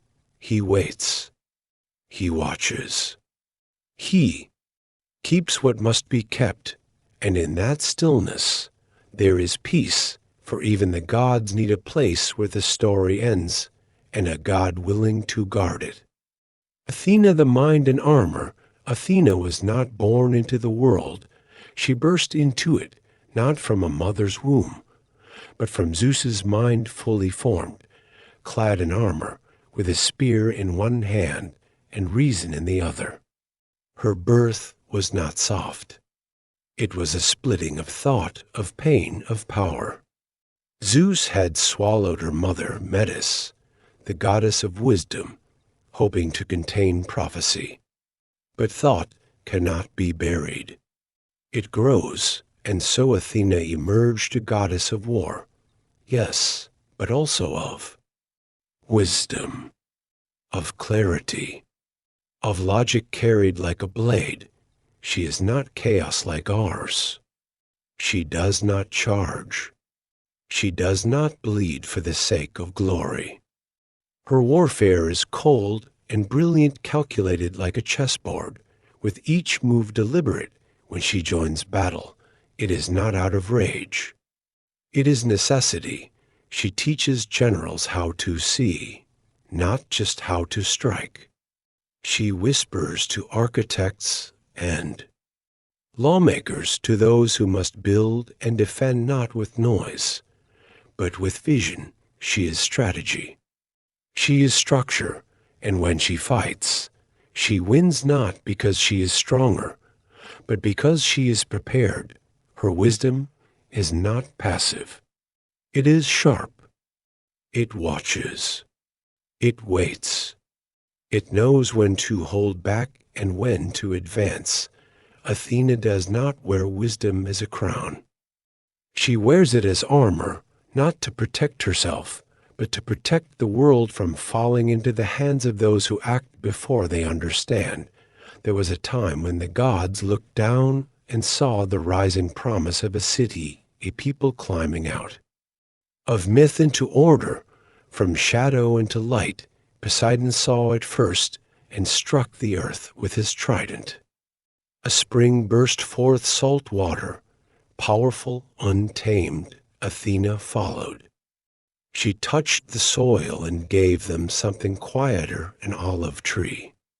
Small, slow, rooted. It did not roar. It would take time, but it would endure. The people chose her, and so the city became Athens. She did not conquer it. She earned it. The olive tree gave oil for light and food, wood for warmth and craft, shade for rest and peace. It did not threaten. It offered dot in that tree. Athena revealed her essence, not the gift of might, but the gift of meaning.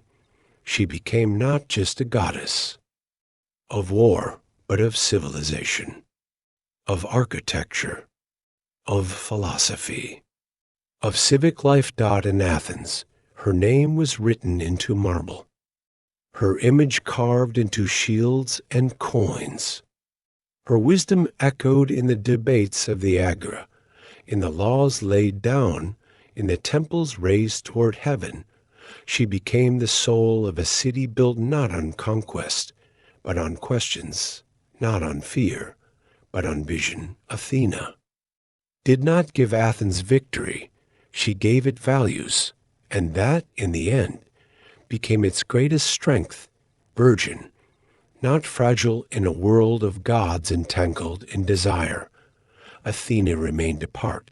She swore herself to virginity, but not out of coldness or fear or shame.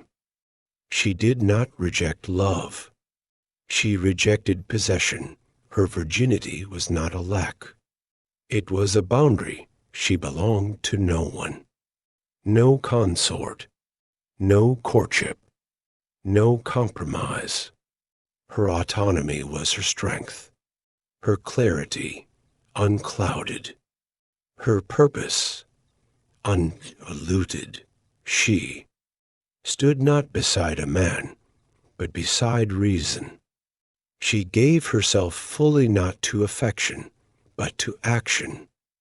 Not to romance, but to responsibility, and in that choice, she became a force unlike any other. She could not be seduced. She could not be softened. She was not one half of a whole. She was whole already, and yet she protected women fiercely. Her temples became sanctuaries for those fleeing harm, seeking safety. But she did not mother. She empowered. To follow Athena was to walk upright, to think clearly, to act with discipline, and those who crossed her, those who violated the spaces she guarded, met not rage, but consequence. She turned Medusa's curse into protection. She struck down arrogance with poise. She answered violation with unshakable resolve. Athena did not hide behind virtue. She wielded it not as a wall, but as a sword. Even in silence, Athena is present. The owl, her creature, watches, its eyes wide, its body still. It sees in the dark. It asks nothing. It understands everything. In myths, in mosaics, in city crests, it endures.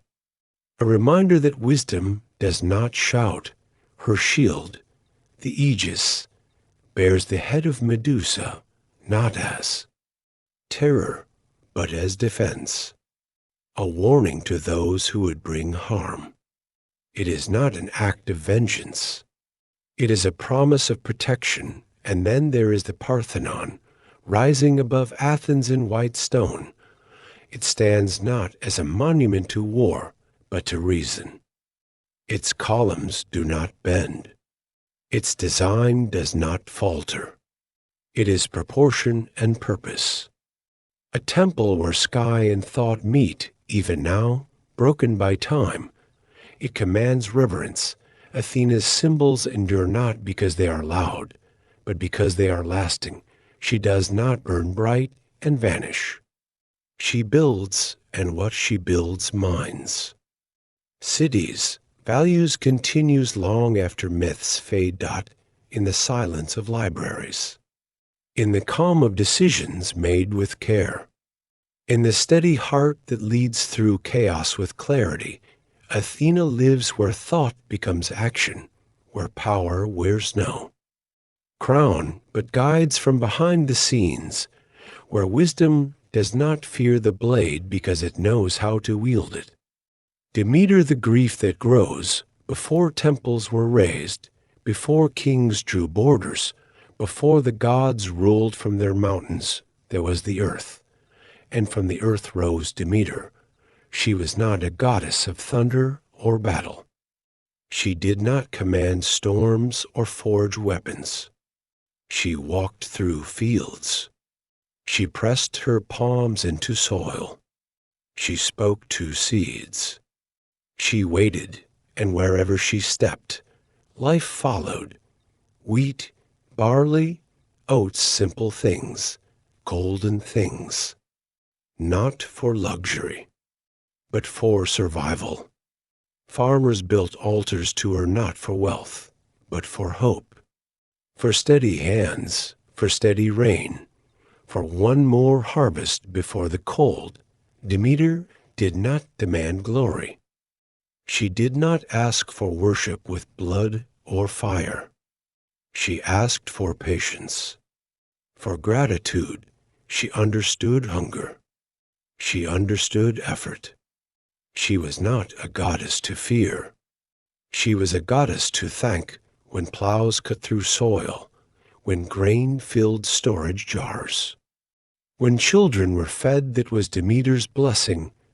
She gave the kind of abundance that didn't shine it sustained, and so, to the people, she became more than divine.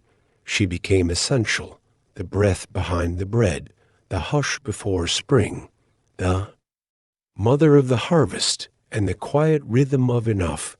The vanishing of Persephone, Demeter's daughter, was not born from ambition.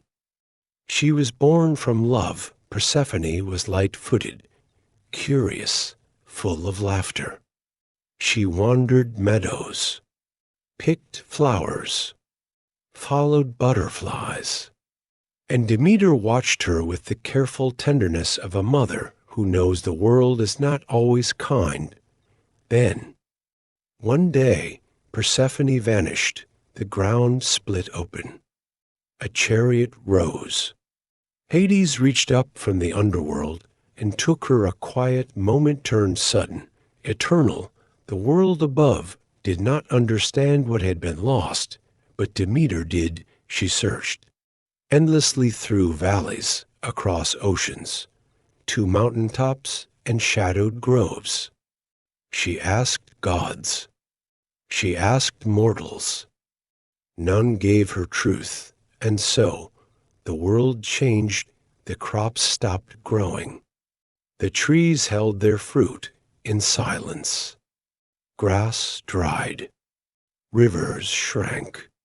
Cold crept in not from the sky, but from sorrow.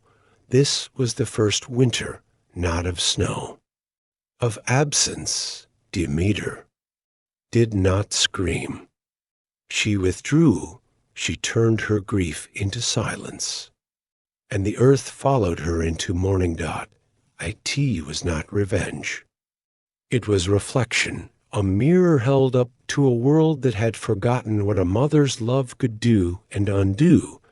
And even the gods began to worry, because without Demeter's touch, even Olympus grew cold. The bargain of seasons eventually. The truth emerged. Zeus had allowed the taking. Hades had taken.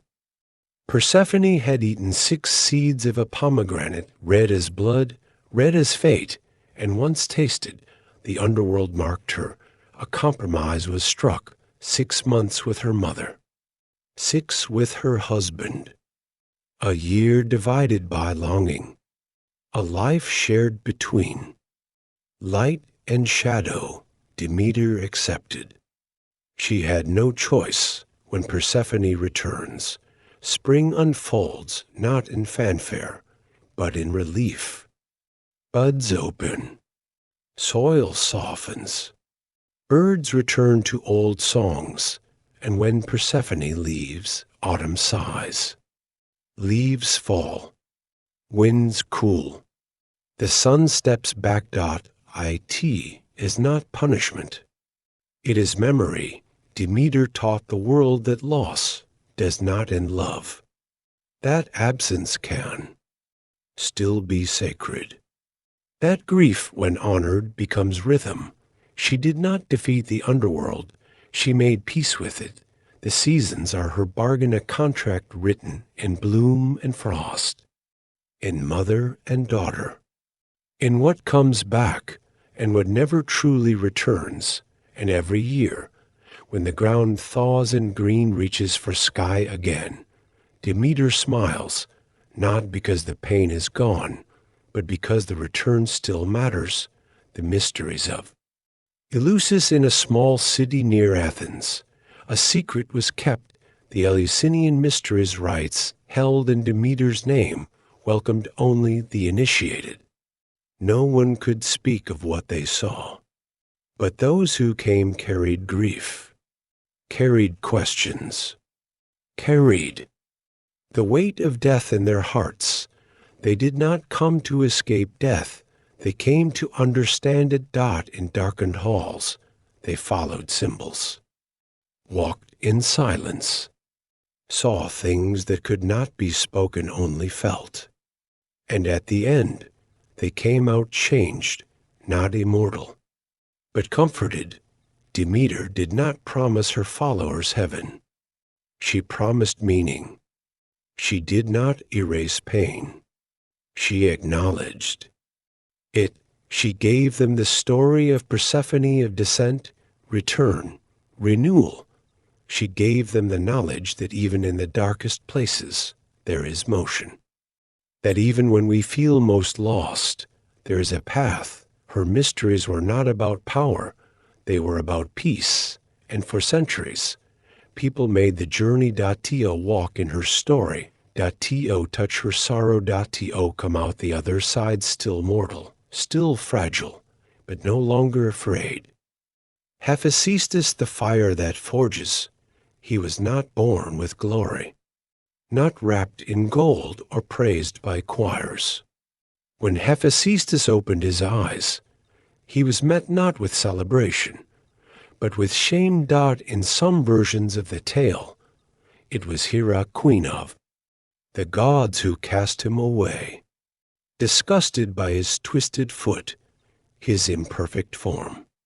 In others, it was Zeus who hurled him from Olympus during a quarrel. Either way, the result was the same. He fell for a full day and night. Hephaestus tumbled through the sky. Wind screamed past him, clouds split around him, and Olympus became smaller above. He did not cry out. There was no one to catch him when he landed. It was not on soft ground. It was fire that met him, flame and rocked the heart of the earth. But something happened in the fall. Something quiet, something forming. In the darkness beneath the world, Hephaestus found not despair, but purpose. The heat that scorched his skin, the pain that settled in his bones, these became tools. Not curses, but sparks. He was broken, bent, forgotten by the gods who made him. But the fire did not care. The fire only asked one thing: create. And so he did. Forge of the gods, the workshop of Hephaestus was like no place else in myth. Deep inside volcanoes, surrounded by the hiss of steam and the glow of molten ore, he began to build, not with magic, not with songs or prayers, but with sweat, with metal, with time. He shaped thunderbolts for Zeus' raw energy, tamed and coiled. In bronze, he forged the shield of Achilles, etched with the whole world in circles of gold. Cities at peace, cities at war. The sun, the moon, the sea, he made chains that held gods, cupbearers who never spilled, armor that gleamed brighter than day, and creatures of his own automata with silver limbs and golden hearts, who danced and worked with uncanny grace. His forge was not a place of rage, but of rhythm. Hammers struck anvil like a heartbeat. Sparks flew like stars. Everything he touched bore the weight of both his pain and his patience. He was not like the other gods. They moved with ease, with beauty, with pride. He moved with a limp, but his work moved the heavens. The gods came to him not to praise, but to ask. They needed what only he could give, and though he never forgot the fall, he let the flames remake him, because the world, he knew, would always need the hands. Of those who had been burned, married to beauty Olympus was a place of many unions of alliances wrapped in affection, of power clothed as love. But Hephaestus' marriage was something else. They gave him Aphrodite, the goddess of beauty, born of sea foam, radiant and desired. She was the light to his forge. The perfect shape beside the imperfect gate. It was not love that brought them together. It was decision. Hera's or Zeus's. Perhaps a reward. Perhaps a cruel joke. To Hephaestus. She was a dream just out of reach. He adored her, built her jewelry that shimmered like dawn, wove golden nets for her hair, made her shoes that whispered when she walked, but she did not return the warmth. Aphrodite did not love him. She smiled, but with distance. She walked with grace, but away from him. Her heart, restless and wild, found comfort in others in ours. God of war, sharp and bold, Hephaestus knew. He knew about the glances, the secret meetings, the shadows they thought he could not see.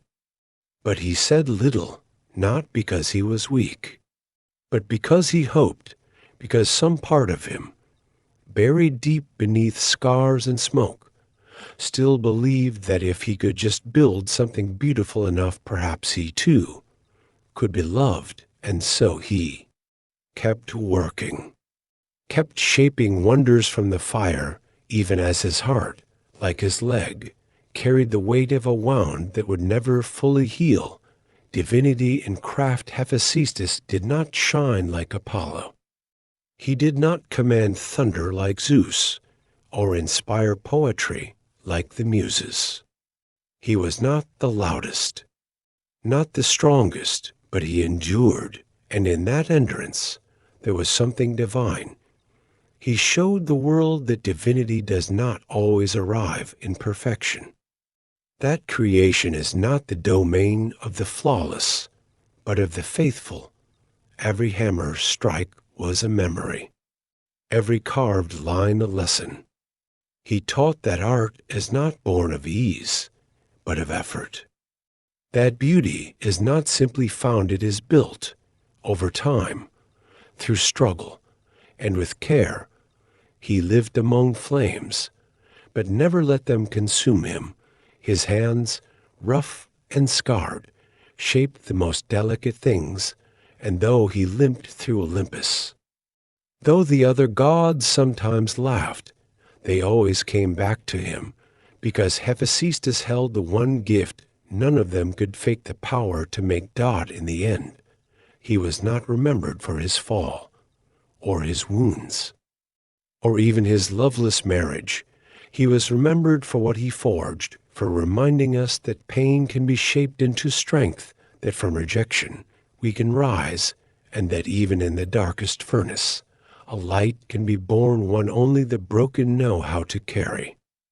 Hera, the queen of storms and silence, she is called the goddess of marriage, not of love, but of promise, of commitment, of the thread that binds souls through storms and stillness. Hera's realm is not a place of flowers or lullabies.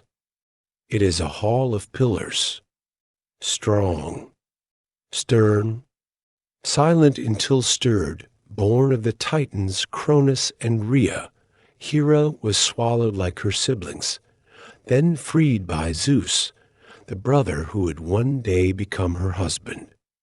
But freedom for Hera did not mean peace. Her crown was never inherited. It was earned through resilience, through presence, through fire. She became queen of Olympus not simply because she married Zeus, but because she refused to be anything less. Her domain was marriage, union, oaths made beneath stars and storms alike. And yet, her own was steeped in contradiction, for while she presided over sacred vows, Her own was often broken again and again. Zeus, king of the gods, strayed often. Hera, goddess of the sacred bond, was left to face the echoes. She was not quiet. She did not accept. She held her crown not with serenity, but with resolve. Her temples stretched across the Greek world.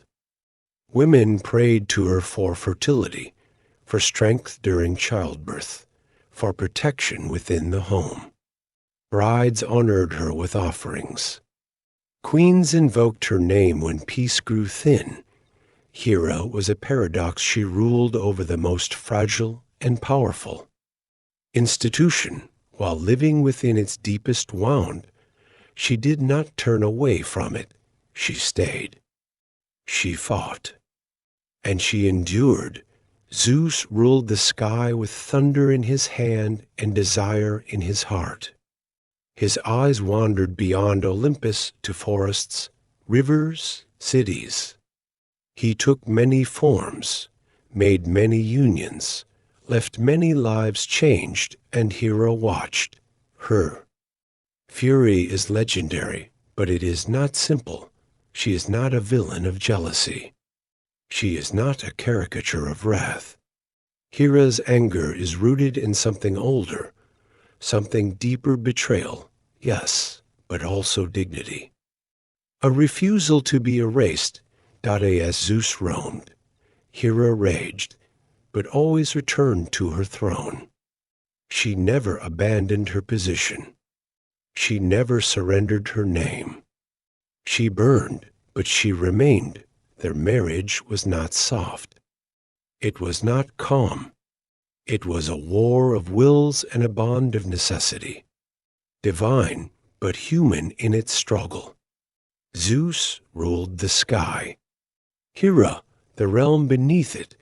She reminded him that power is not only taken, it is answered to. There were moments of peace. Between them, whispers of love, fleeting softness. But they did not define her. What defined Hera was the way she stood unwavering, upright, under a crown too heavy for most. She was not the wife who wept. She was the wife who withstood, and through every betrayal, she carved her shape into the mythology, not as a woman forgotten, but as a god remembered. Hera's wrath has a shape, and it is sharp. Time and again, she directed her anger toward those who were Zeus's children. Not just mortal women, but their sons, their daughters, each one a living mark of Zeus's straying desire. To some, this made her cruel. To others, it made her consistent, the only god who did not turn her face from pain, but met it, named it, and answered it. Hercules, son of Zeus, an immortal woman, knew Hera's fury from the day he was born. She sent serpents to his cradle.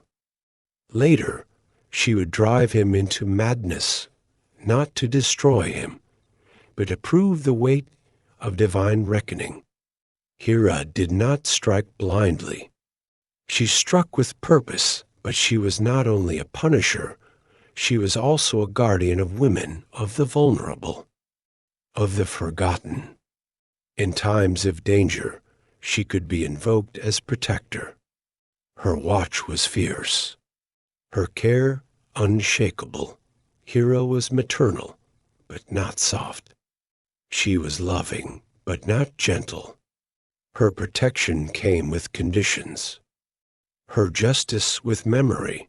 If she judged harshly, it was because she had been judged harshly.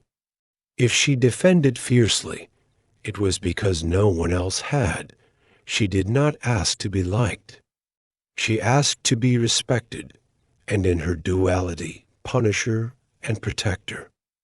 She taught a lesson too often ignored, that love, when wounded, does not disappear. It defends. Hera's story is not easy to tell. She is not the goddess of smiles or songs. She does not soothe. She does not vanish into the arms of heroes. She is not praised for her warmth, but remembered for her fire. She is not the favorite. But she is the constant. She exists in myth as resistance to being cast aside, to being quieted, to being reduced, while other gods seek glory in battle or adventure. Hera's triumph is quieter. She does not chase power. She preserves it. She sits upon Olympus through storms and centuries, and no one ever dares to name another queen. She shows us that dignity is not always loud. Sometimes it is a presence heavy, proud, and unyielding. She teaches us that silence is not weakness. It is strategy. That fury is not failure. It is evidence of care, and that power, when earned, does not need permission. Hera bleeds not from sword wounds, but from being the one left behind. She fights not for conquest, but for the right to stand and remain whole. She is the goddess of endurance in a world that forgets how much it takes to stay, and stay she does.